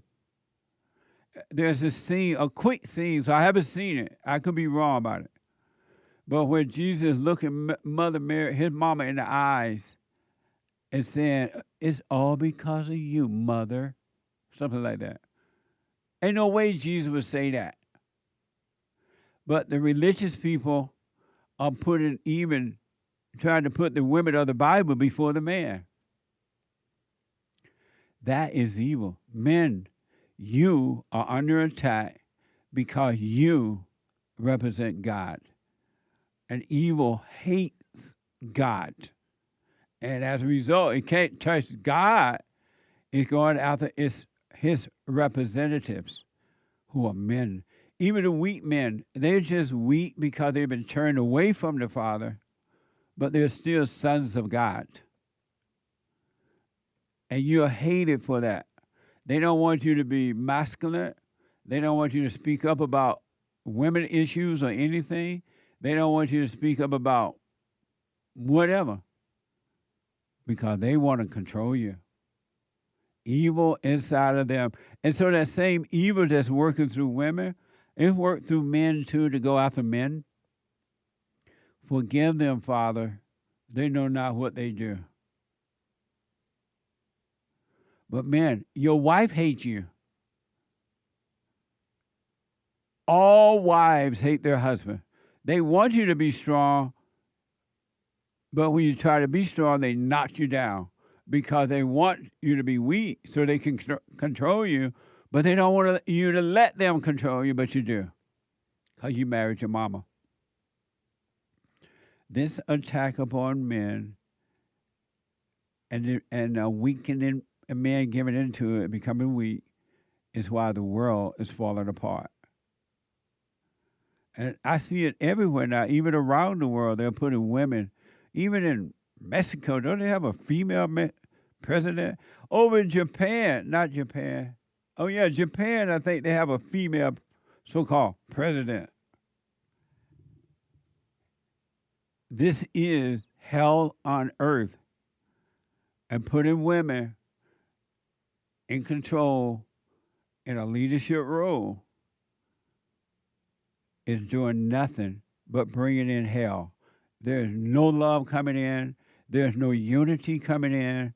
It is all hell.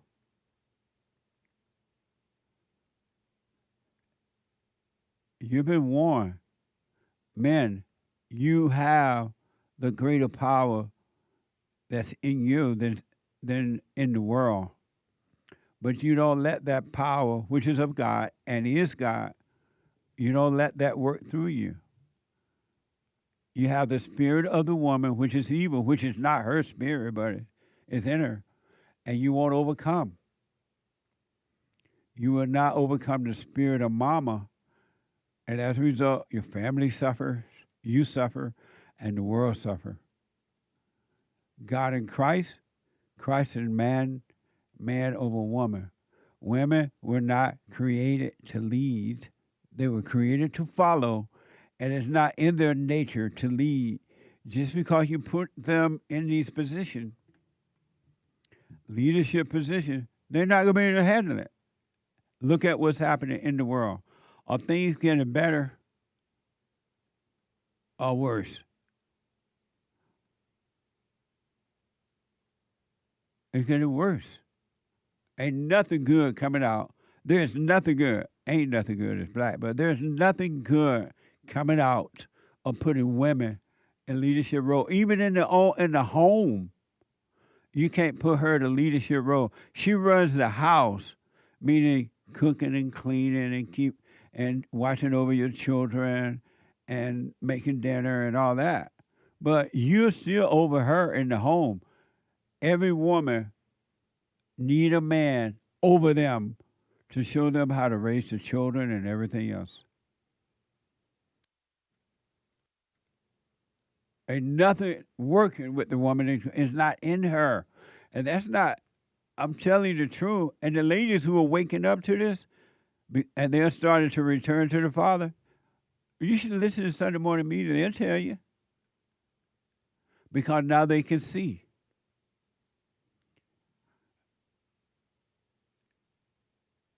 Men, do what you want.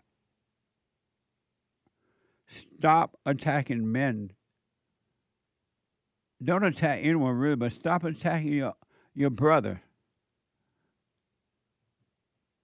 Pray and men pray for one another. They point the way. They do not judge. And women need to see that happening so that you can bring them out of their misery. Meaning you could be the example of coming out of misery. You can't bring them out. They have to want to come out, but because the women are responsible for stuff. But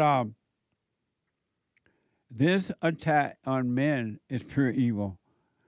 It's not just because you are a man, it's because you're a son of God.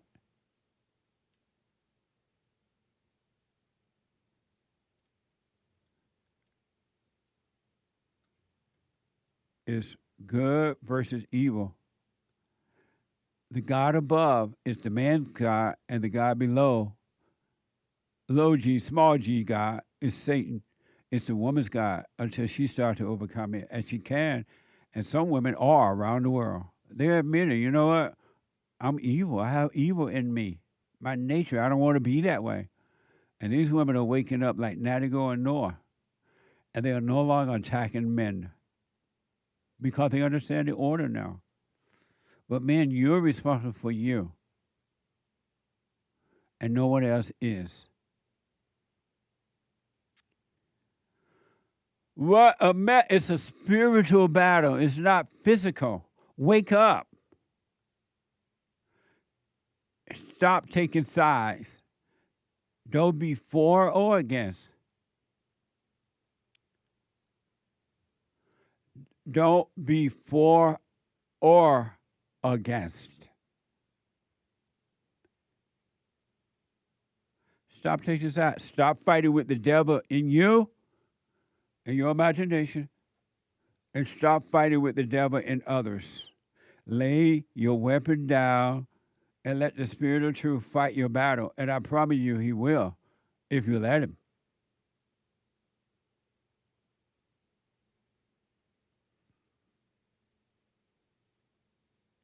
This is hell on earth inside of human beings. You are of evil until you forgive, your heart change from anger to love, resentment to love, and then you are of good. There's no in between. There's no gray area. And so men and women, but especially men, but not especially men, but men, the battle against you is only going to get worse. You are hated because of who you represent. It has nothing to do with your color. It has nothing to do with where you live or don't live. It has nothing to do with racism or sexism or no isms. It's because of who you represent.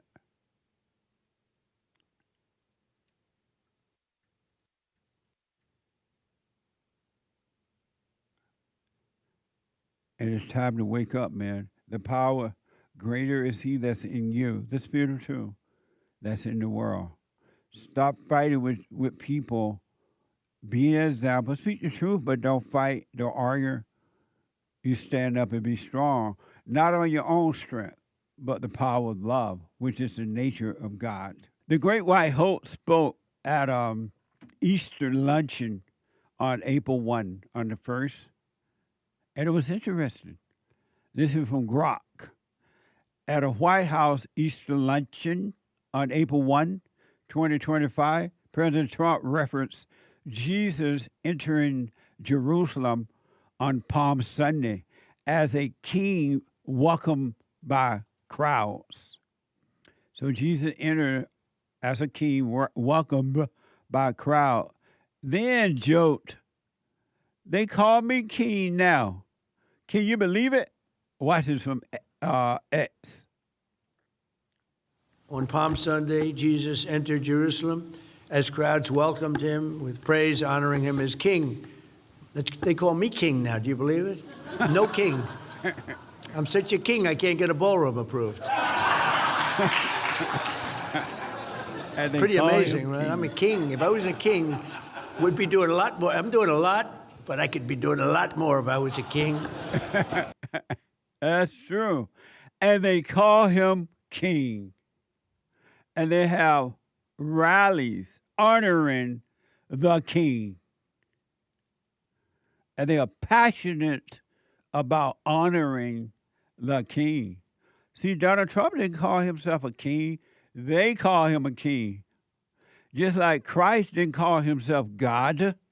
They call him God. He never said he was God. Christ never said it. But the people call him God. Amazing, huh? And the haters of Trump would say, well, Trump called himself a king. No, he didn't. He even said, if I were king, I'll have him probably get a ballroom built. If I were king, I'm doing a lot, but if I were king, I could do even more. They call him king, and watch when they write the history books, the enemies of the Great White Hope, they're going to say that he called himself a king. He never said that. Just like they say Christ called himself king. God. And nowhere in the Bible that Christ said he was God. Isn't that amazing? But the people are convinced that Christ said it, even though he didn't say it. Just like the enemies going to be convinced that Trump said he was king, and Trump never said it. Same thing. There are people who think that they worship Mother Mary, the mother of Christ. And he ain't never told about to worship Mary. What the? But they do because somebody else told them to worship Mary, Mama Mary. She was a nice lady. Apparently she was a virgin. That's cool. But she wasn't created to be worshipped.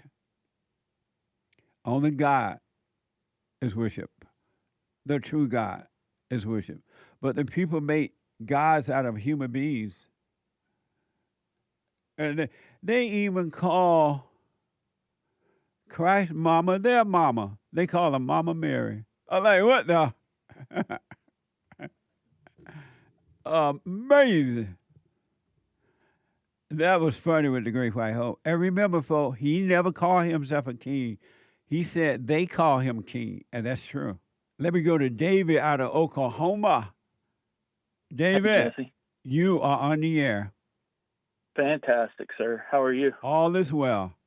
All is well, sir. Yeah. So I've been listening to the two previous callers, and I've got mine's a little bit more technical. I think I'm not sure. You know, everybody probably thinks that way, but so my ex-wife, I had 3 kids with her. I've called you a few times, and my youngest is 16, still lives with her.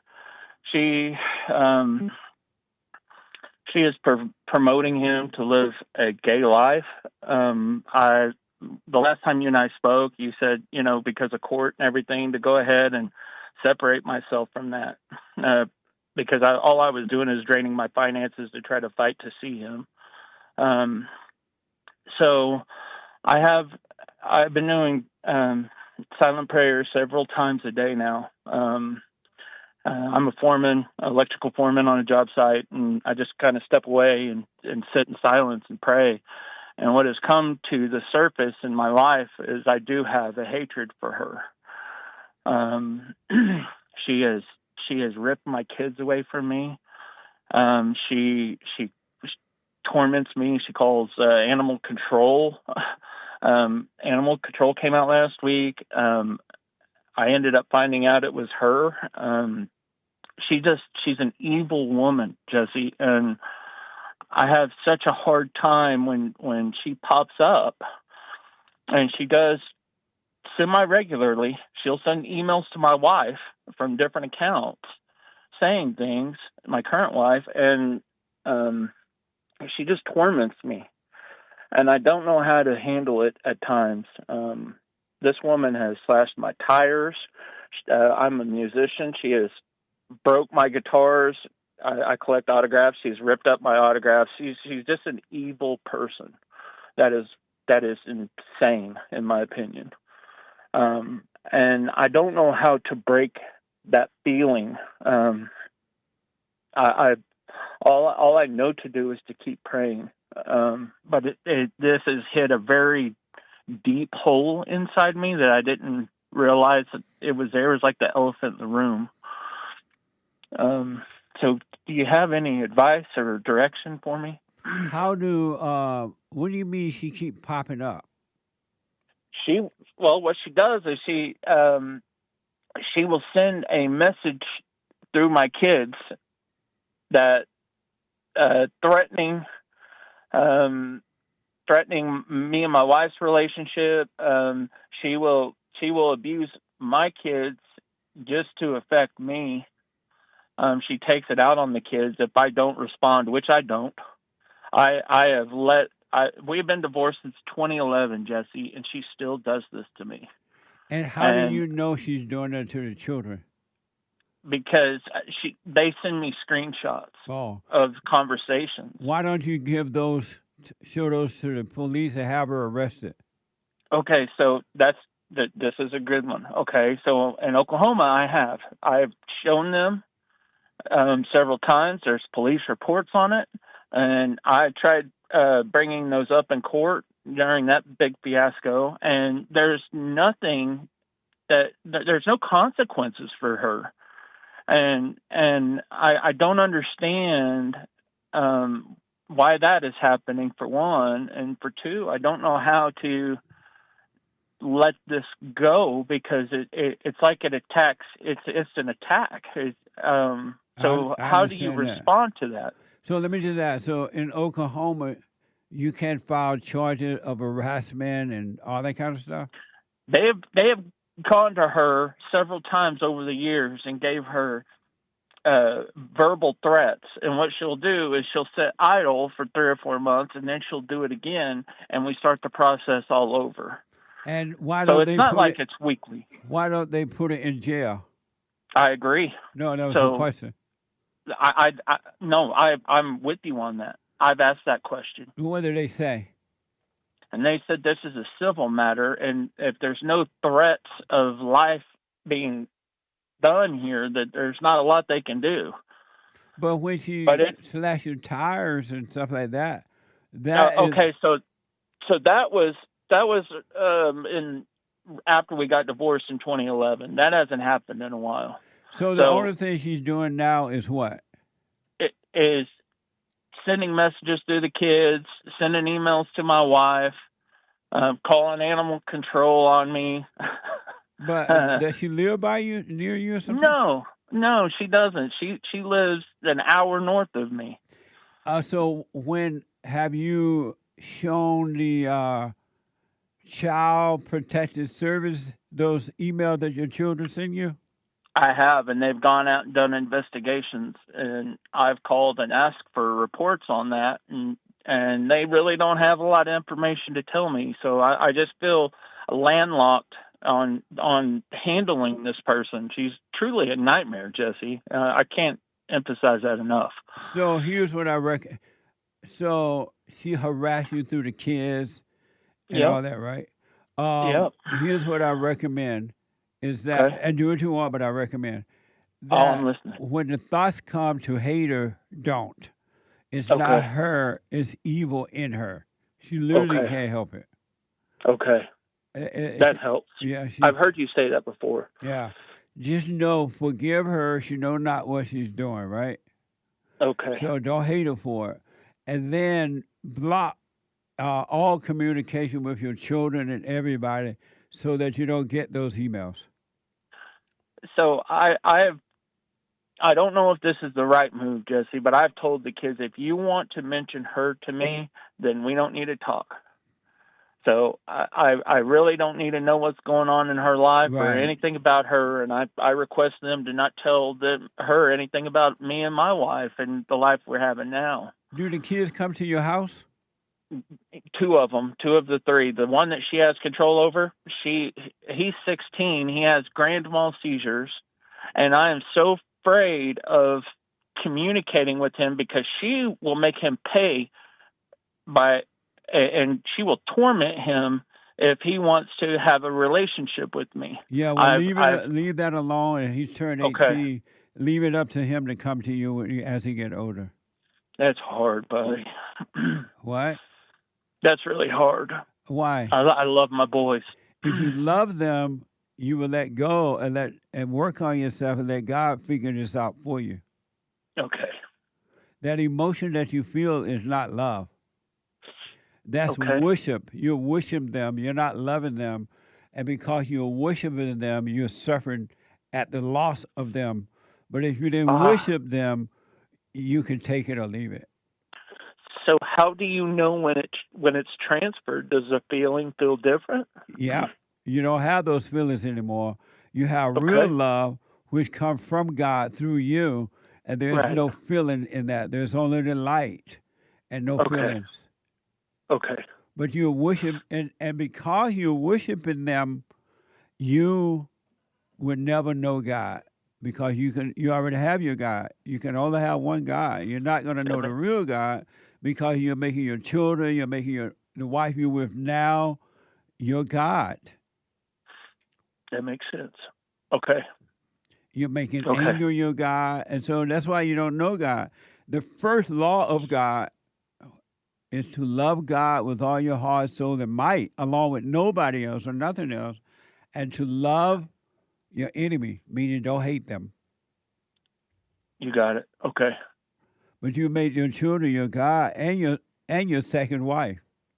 Yeah. And that's why you're suffering. You're separated from God.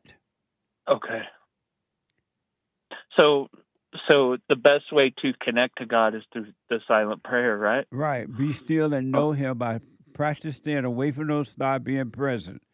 Okay. Because I truly believe that God brought this to the surface for me to address and Of to course. fix.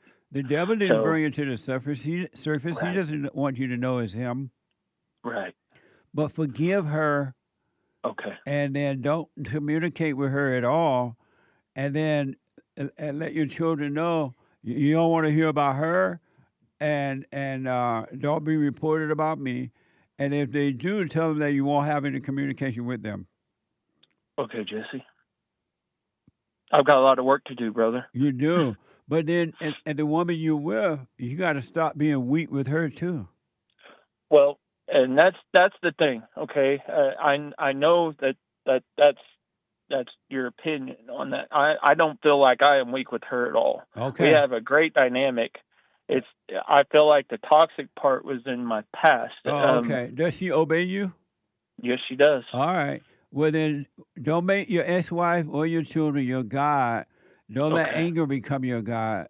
Let it pass and do the silent prayer. You'll be fine. All right, brother. God bless you, man.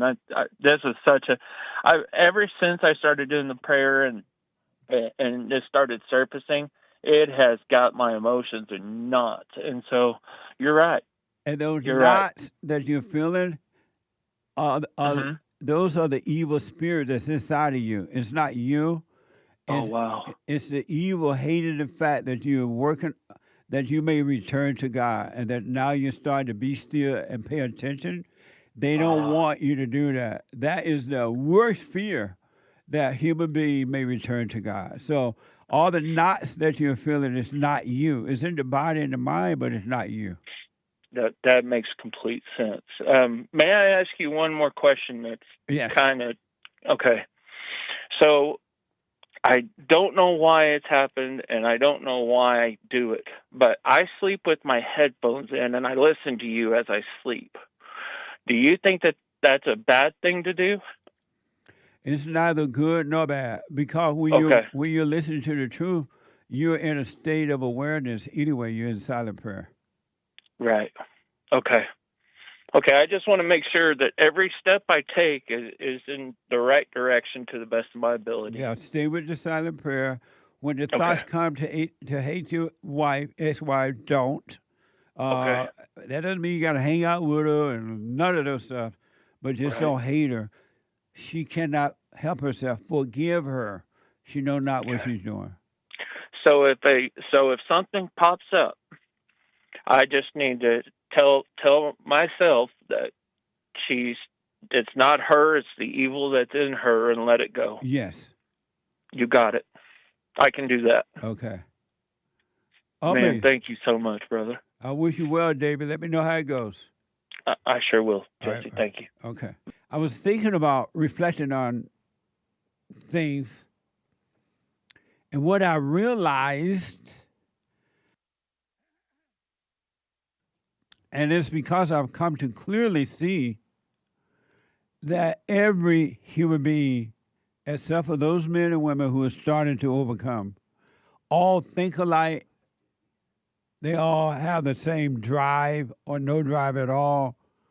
They all are under the same stress, the same worries, the same ideas, like generation after generation after generation.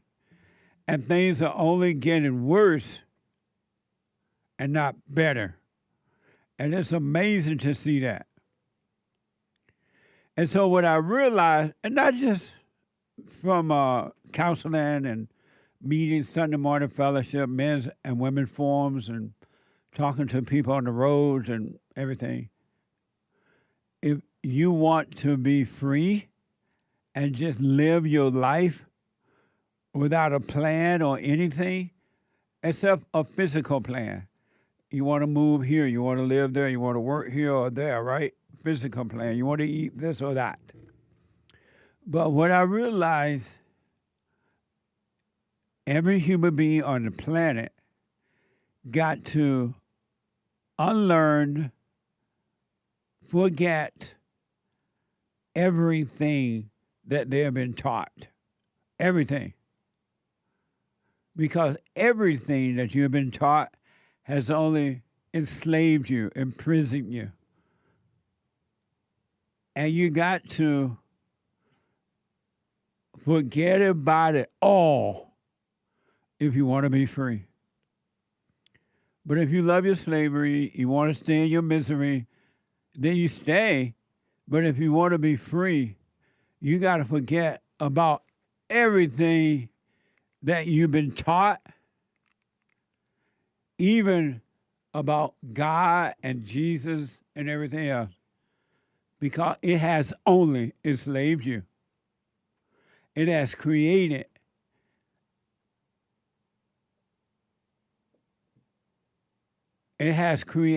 a false identity. It has caused you to think and believe, seriously believe, there is success and failure. And nothing could be more untrue and not truth at all. There is no such thing as success or failure. It doesn't exist. That's why when you try to become successful, you end up becoming a failure because you may physically succeed at something, at a job or a fake personality or whatever, but you're still going to be a failure because getting those things is never enough for you. And so you still become a failure. But if you was never taught about success or failure, you will have an amazing life. You will have an amazing life. Who do you want to be like? Think about it. You don't have, if you don't want to say, you don't have to say it out loud. You want to be like your daddy? Do you want to be like your mama? Do you want to be like the president? Do you want to be like the police officer? Do you want to be like the football player or the basketball player? Do you want to be like this person or that person? That's another grave mistake. And probably up there with the top list of failure. Because one thing for sure, and without a doubt, as hard as you try, you can't be like anyone. You can only be you. But you forget about you. You never really find out who you are, the real you, men and women, boys and girls. You never really find out who you really are because you're always trying to be like someone else. And you were not created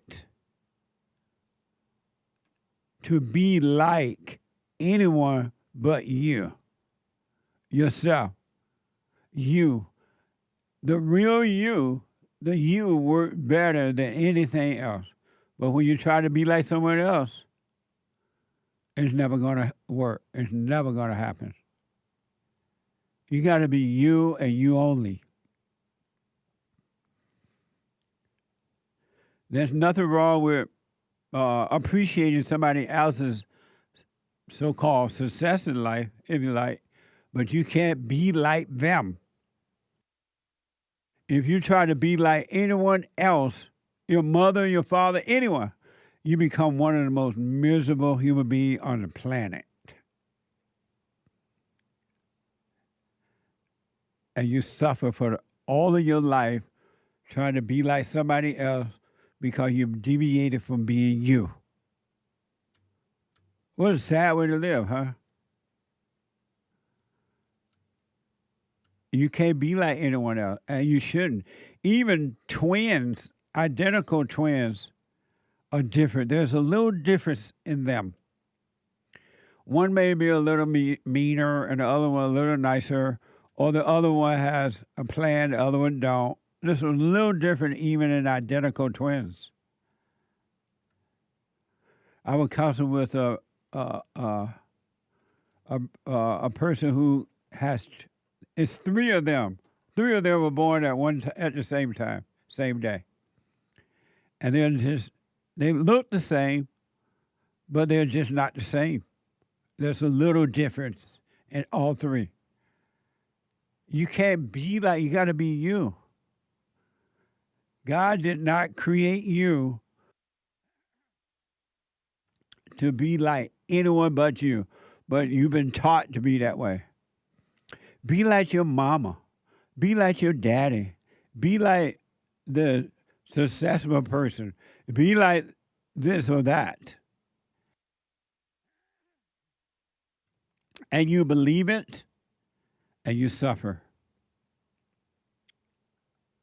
All thoughts are all lies all the time. You got to get away from thinking. And you got to just live your life. You got to be. And life will happen on its own. It doesn't need you to plan for it. Life doesn't need you to make a plan about living. Life only requires that you live. And the only time you need to be thinking about anything is what time you're going to have dinner, what time you're going to go to bed and get up for the next morning. Physical thing. We're social beings, so we got to think about that. And you've been given the ability to think about those things from God as well. But that's the only time you need to be thinking.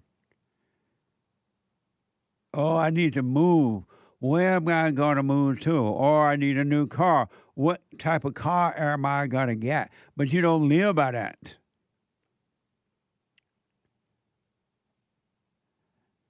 And the beautiful thing about the truth, it's not going to change its rules for you. You may not follow the rules. You may want to change because it's 2026 now. You may change in your mind, but the rule is never going to change.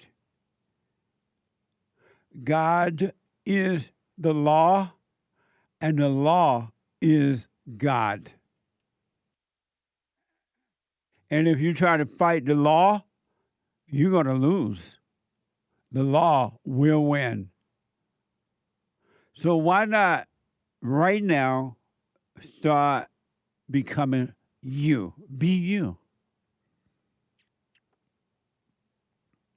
And stay out of thoughts about what's going to happen, what has happened, who liked you, who don't like you, who are you this and are you that, and stay away from thoughts. It's just a thought.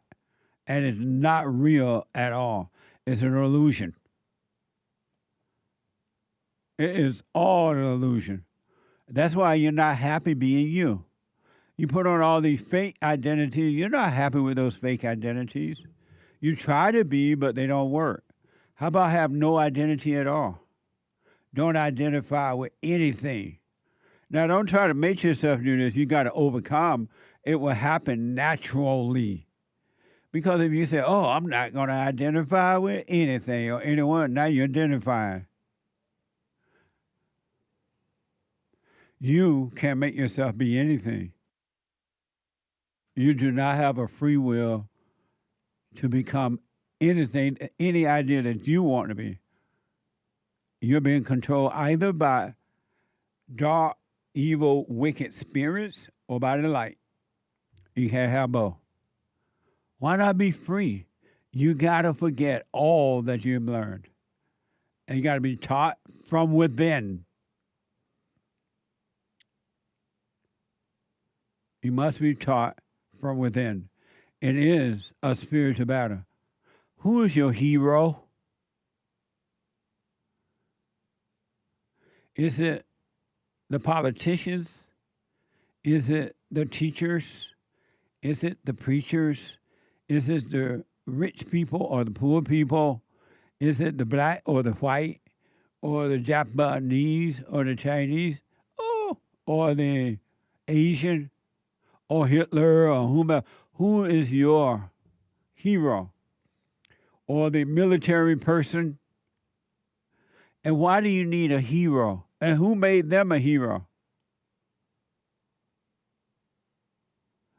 If the world can make you a hero, they can also make you a zero. Because as soon as you say or do something that they disagree with, your hero is now a zero. You got to unlearn everything you've been taught. And you must be willing to stand alone. Be an individual, not a groupie. Then you shall be free. Not you might be free, but you shall be free. And you will be free. But you got to untaught everything your daddy, your mama, and the world have taught you. Be you.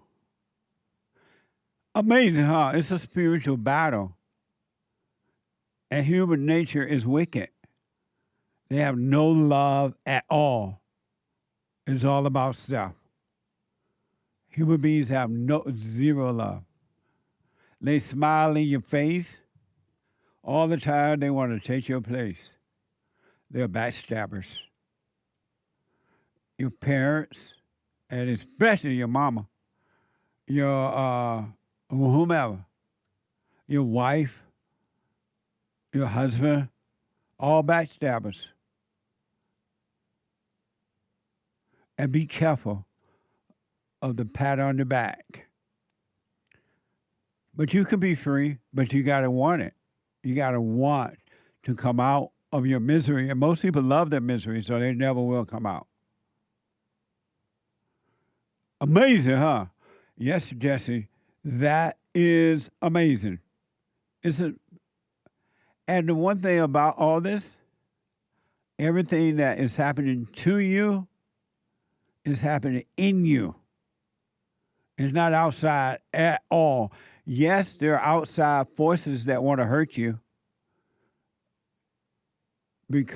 inside of other people. The hell in them want to hurt you. But if you're in control of you from within, no one can hurt you. You cannot be hurt. And I'm not talking about physically, watch your physical life, but I'm talking about spiritual. The real you. What you're thinking is inside of you thinking. If you didn't have those thoughts, you would be free. You want to live a psychological, spiritual life without thinking. If you want to be one with life, and you want to be one with God, you want to be one with the truth, you got to give up thinking. You got to live a life, a wordless life. You got to live a knowing life rather than a believing life. Look how miserable believers are. People of faith. I protect my faith. I fight for my faith, they say. Isn't that dumb? If you didn't have faith, but you had knowing, there would be nothing to fight for. And human beings love fighting. They love to fight. They refuse to be neither be for or against. What a nice way to live, huh? You're neither for it or against it. Wouldn't that be amazing for you to live that way? You don't have to be for it or against it, but you would love to be either for something or against something because it's good for your ego, your hell nature, because you get pride out of being for something or against something, especially when you're out on the street fighting and protesting and the media asks you why you're here. Oh, I'm the head of this group or that group, and we are against this or that. Oh, I'm the head of this group or that group, and we're against that. I'm for this, they're for that, against that. A mess, huh? Human beings are evil. But do what you want. Life is a gift from God. You can live it the rest of your life fighting, or you can live it not fighting. Neither being for or against. Never try to prove or argue with anyone about anything. Let them believe what they want to believe. That's what they want to believe in. God, let them believe it, even when it's the wrong belief. Why don't you? What's wrong with you? Don't be a slave nor a sinner. Just obedient. Let those ideas go because that's all they are ideas, which are wrong. Why not just live your life? If you're working and just do your best at work, show up, do your job, you'll be surprised the reward that comes. You will be rewarded without stressing out, without competing with. So, did you hear that the Great White Hope some said fired, or got rid of the Attorney General Pam Bondi? I've been saying forever and a day that women were not created to lead. Put women in a leadership position, she can't handle it too much more. And then she got all these men following her.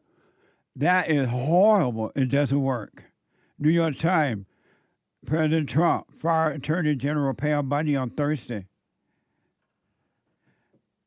removing the nation's top law enforcement. Watch this from Fox News. Kaylee, I just got off the phone with President Trump. We have a big scoop. Pam Bondi will soon leave her job as the Attorney General. She is going to get a different job within the administration. It doesn't sound like there is any bad blood between her and President Trump. And in an interim role, she will be replaced by Todd Blanche, who is currently her deputy at the Justice Department. So it doesn't sound like Blanche is being elevated long term to the Attorney General. There might be somebody else that the president wants to go in there. He still thinks that she is a great person and that she did a good job. And he still wants her in the fold because she will still be an important part of the administration, he tells me. Amazing. Pam Bondi is not cut out to have a position like that. Can you imagine when she walk around or go to the press conference and all these men standing around her and she is in control? It's not going to work. I love the Great White Hope, Donald Trump, right? But I do disagree with and always have disagreement with all these women he put into position of leadership. Even though they were under his leadership, but those positions like that need men to run them, not women. It's not going to work. It's just not in her nature. God did not create it that way. And again, God is the law, and the law is God, and he's not going to change it for you. Here's a little bit more details on why she was fired from NBC News. Kelly, let me start with you. This is not altogether surprising, considering the reporting from NBC that the president was frustrated with Bondi's performance leading the Department of Justice. For Pam Bondi, this is a blow because she has been a very loyal sort of friend and ally of the president for a long time, going back to Florida, assisting in the first Trump term. And this, in many ways, comes down to a representation of the frustration that President Trump has, that his vision for how he could exact retribution against political rivals, where we've seen the failed attempts to prosecute James Comey or Letitia James. Then there's the broader issue of the Epstein files. She talked about having the so-called Epstein list on her desk, and that never materialized. She had led people to believe there would be more coming on Epstein, and then initially last summer, the Department of Justice said the files would be closed, there was no action to be taken, and that triggered a groundswell that was a broader political coalition than you might expect, certainly those in the MAGA community, and then those who were very supportive of the survivor community around Epstein. Amazing. It's not going to work, Mr. President.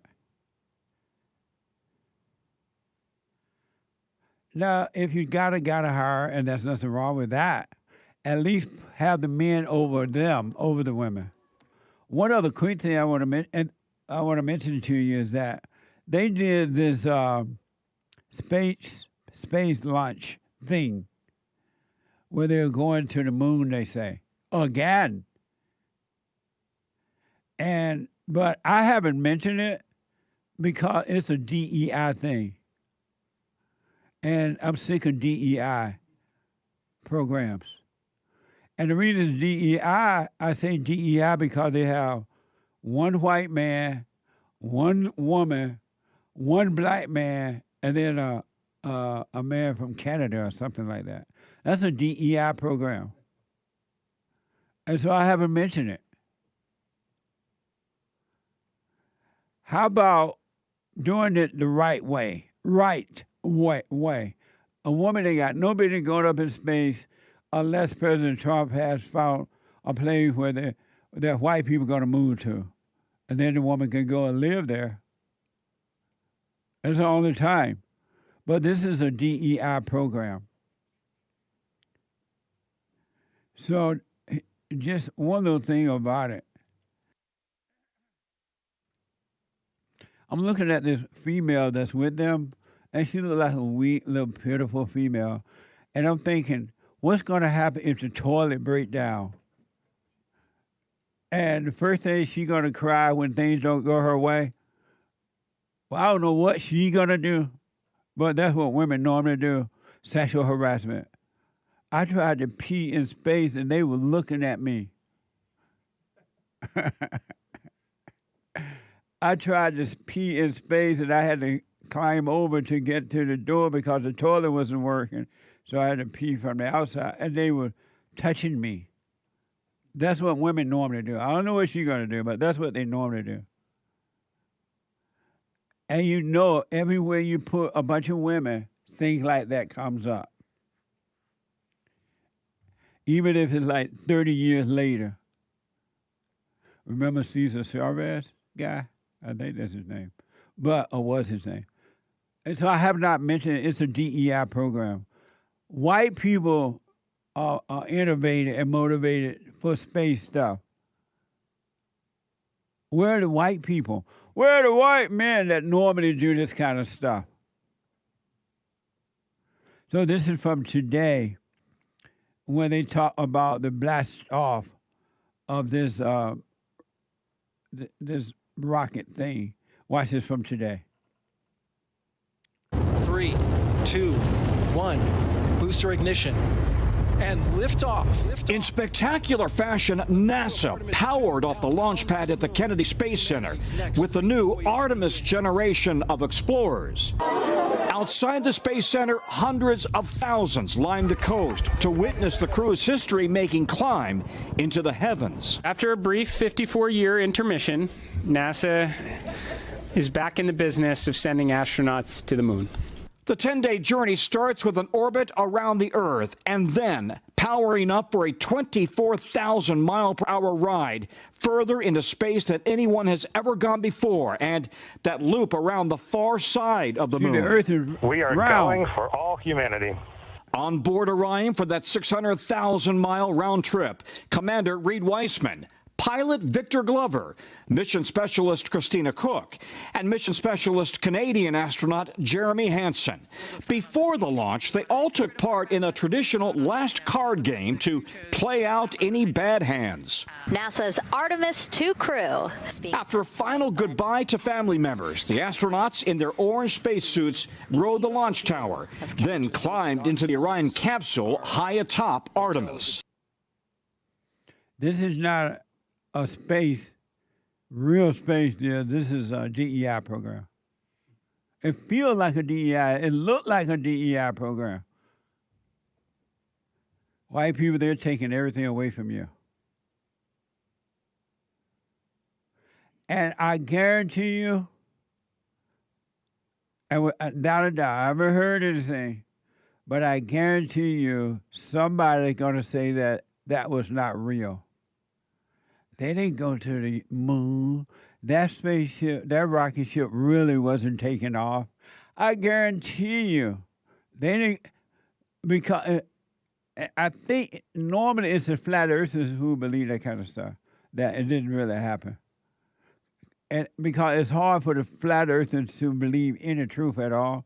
You saw the earth up there was round, right? Were they going up and down the earth, or were they going around the earth? Aha! And they just say the spaceship took off up and down the earth, around, up the moon.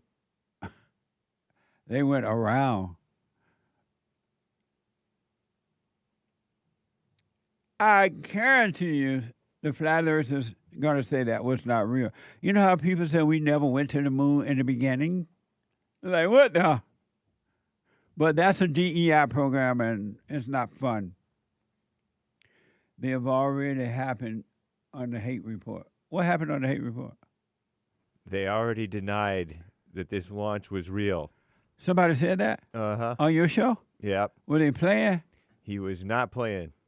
Yes, he was. What was it proof that so the rocket ship really didn't take off? Right. Maybe he's right this time because of DEI thing. Yeah, he thinks that those people are all in some little studio, and that thing just took off and made it look like it took off. Are you serious? Mm-hmm. No. He said you can't see the stars or anything.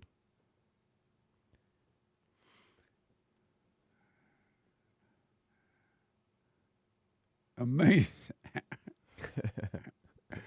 What did Derrick say right now? Why no continuous live coverage on its way to the moon? What does that mean? They have a live stream going right now, but it's not 100% always only showing video, the live video feed. But what does that mean? So he's wondering why they don't have that, suggesting, this is your producer talking to us. He be like, and a flat earther. And a space denier, probably, I think. And a Jesus God person. Suggesting that they can't do a live stream feed because then it would be showing set changes and things like that. You can never satisfy people. Indeed. Their imagination goes, wow. What? No, I don't even know how to respond to that. That doesn't even make sense.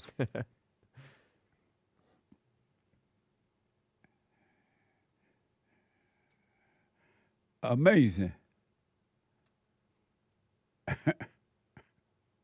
What a mess. So that's why I haven't really dealt with it, because it's a DEI program. They don't tell you what's going on. 888-7753-773. I do believe, and I could be wrong, that at some point we'll be able to live in outer space somewhere.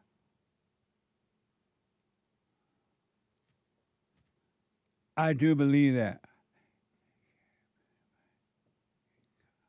What are you saying, hey? Your producer said, I pray the DEI crew doesn't get lost. And I said that I think that they can pretty much just coast now. Right. Yeah. Because they've launched out of Earth's orbit just last night and yesterday evening. And so they're on the trajectory to the moon that will give them a free ride back home to Earth to splash down in the Pacific Ocean. Maybe some slight steering, I guess. I don't know. What a mess. Let me go to first-time caller Pete out of Utah. Pete, you are on the air. Oh, Peter. Not Pete, but Peter. You can call me Pete. Right Pete's on. a little bit more friendly, but okay. Thank you. Hey, Jesse. I've been a long-time listener for a number of years now, and I really just wanted to express my gratitude. I've been pretty depressed for most of my life. I'm 32 years old now, and I've been depressed probably since I was 10 years old or so. Difficulties with parents, things like that. Yeah. And I've always been seeking, like, why I was unhappy. I could never figure it out. And it took until reaching your content over time through, I got into meditation and things like that. And then I discovered your content later. And everything you talk about just put things into place for me. And anyway, I just wanted to extend my heartfelt gratitude towards the work that you do. It really means a lot. Well, you stay with it, stay with it, stay with it. And if you stay with it, you're gonna have an amazing life, and you won't have a past or future, and you're just gonna live your life right now. It's gonna be amazing. Stay with it. Have you gone and forgiven your mother? I have, yeah. And my father. How did that go? Well, my mom kicked me out of the house. I went over and visited her, and I basically said, hey, I realize it's wrong, but I resent you, and I'm sorry about that. Yeah. And she said, well, why would you ever resent me for anything? And then I told her, I know, right? Well, she's a nice mom in quotes. I mean, right. So that's kind of her personality style. But that's and why then I told her you out, because she's a nice mom. But go ahead. Exactly. Yeah. Go ahead. And then I told her a story about how she didn't see me in my depression. She thought she was being a good mother, and et cetera, et cetera. Right. And she said, well, your childhood wasn't as bad as my childhood. Said something like that. And then I said, it's not a comparison. We're not in competition with each other. And then at that point, I think that was the last layer of ego or something, and she burst into tears and kicked me out. Oh, Lord. Peter, and can you hold 1 minute? Hold that thought? Yeah. Okay, hold that thought. Let me go quickly back to Peter, a first-time caller out of Utah. And so, Peter, your mother told you got to go once you went and forgave her? Yeah, exactly. No, she burst into tears after our little conversation, and she kicked me out. And then very shortly after, she started to find teammates for her. So she turned members of my family against me and all of that. So they always build an army against you. The enemy cannot stand alone. The enemy must find an army so that they can feel good about being wrong. That's amazing, man. Yeah, no, it's really been transformative in a lot of ways. Like I feel a tremendous amount of peace within myself. Yeah. Even though it seems like everybody in my family doesn't like me anymore. I mean, it seems like maybe they can see that there's a light or a change, and it seems like they're waiting for me to crash and burn. Yes. Absolutely. And on top of that, like I've been losing all of my friends, but I haven't been feeling lonely about it. I've just kind of let them go, because I find that they've had a hard time spending time with me, just because, I don't know, maybe I have a hard time just kind of being surface, and maybe I just share too much about what I think the truth is, and maybe that's just too much for them or something. But I've just been finding that a lot of my relationships have been falling away from me, and which isn't a bad thing. Not at all. And, It's a beautiful thing, because what you're seeing, even if you don't realize it yet, that you've always had a fake relationship with your mother, with your so-called friends, with your enemy. It has never been real. Now you're seeing that, and the darkness in them hate the light in you, and the two cannot come together anymore. No, exactly. It really, like, never more than now, I feel like I'm truly alone in the world. Beautiful. You were always alone. All people are always alone. They just don't. They can't handle it. That's why they're always looking for somebody or something to distract them, to give them false sense of not being alone. But you are alone. Absolutely. And I care so much less about what other people think. And I'm at the point where I'm living out of my truck in the desert in Utah. and for a lot of my family, it's like an embarrassment that I'm even doing this. But I just feel I have some money saved up, and I'm just seeking God. It probably sounds arrogant to say, but I just feel like I just want to find God. I want to be reborn. And I'm just trying to, like, strip away as much of the world as I can. Anyway, so I just feel like you of all people would understand and maybe not judge me for what I'm trying to do. But no, you're doing just fine. You're on the right track. And what you're going to find out if you stay with this, and this I promise, not because I do it, but the Father will do it, is that God is already with you. The kingdom of heaven is already within you. It's already there. It's just that you've been angry for so long. You went away from it. It never left you, but you went away from it by becoming angry, and you went away from God, from life, from reality. Now you're coming back to it, and it's right at hand all the time.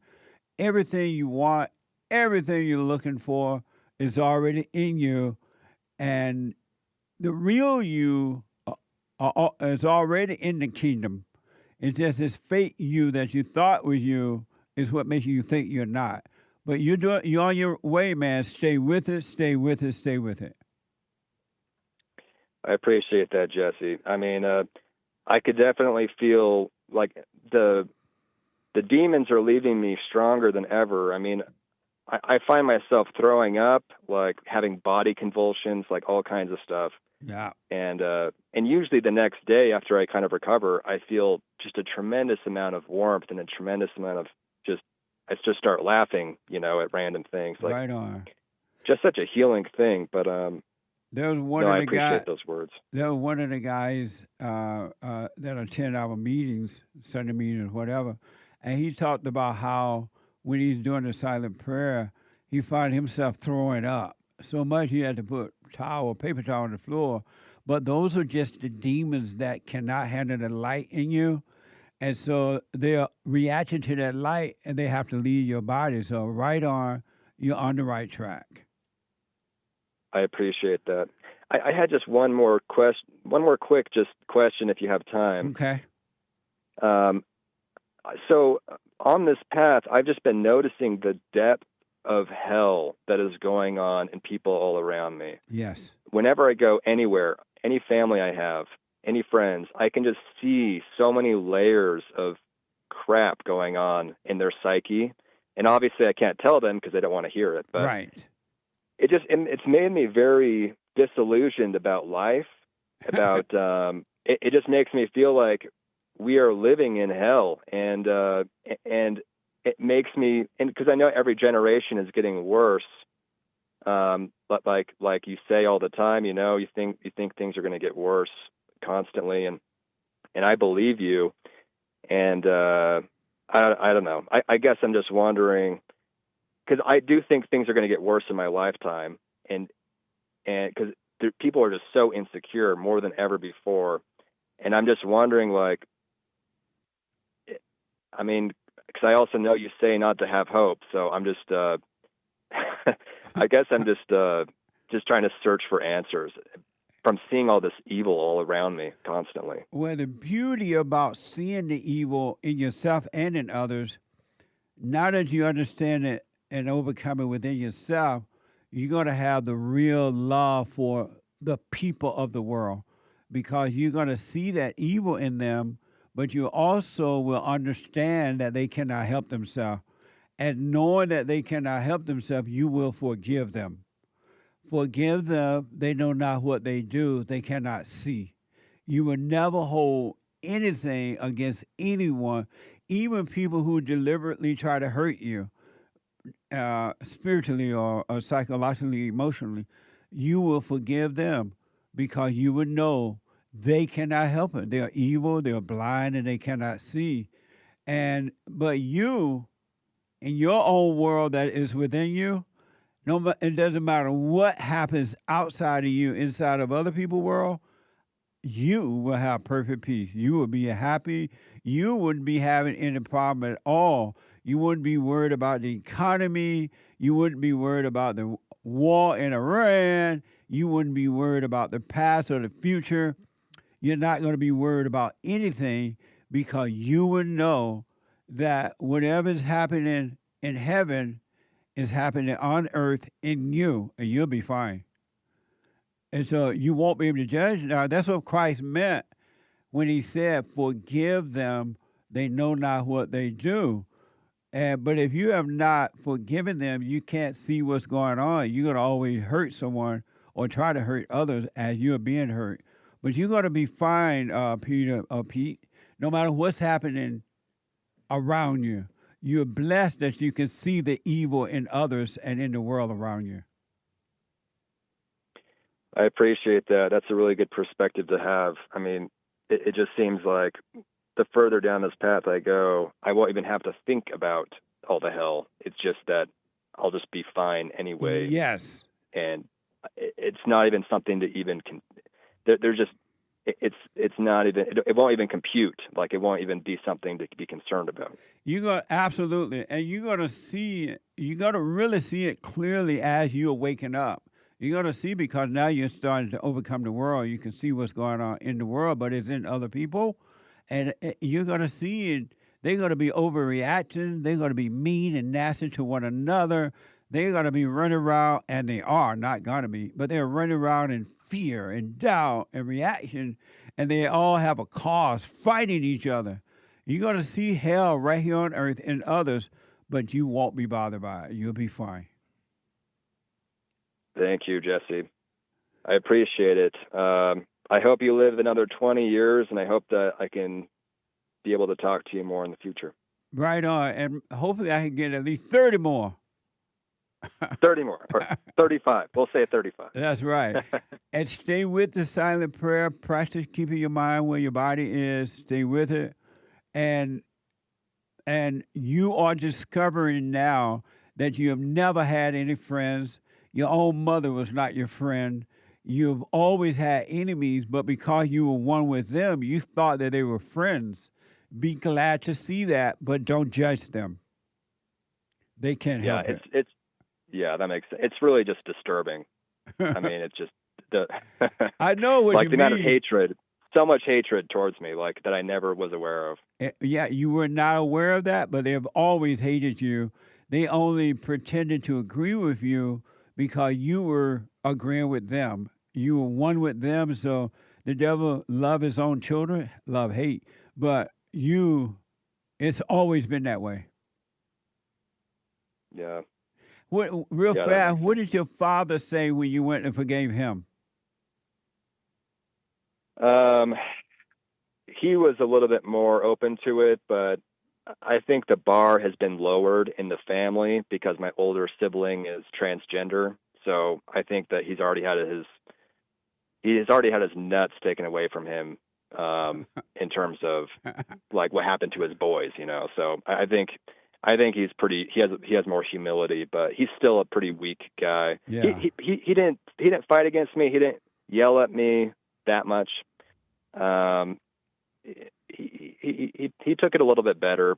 I mean, he's kind of undergoing dementia, so he's kind of flipping in and out. Right. I think that, which I know your father had dementia. I saw some on of your older clips, and from what I was seeing, and maybe from what I heard you say about it, it just seemed like that he's not in the truth. He's partially in the truth, and he's slipping in and out of imagination and reality. Absolutely. Is that how you see it? Absolutely, 100%. It's you said one of your brothers transgender. You say?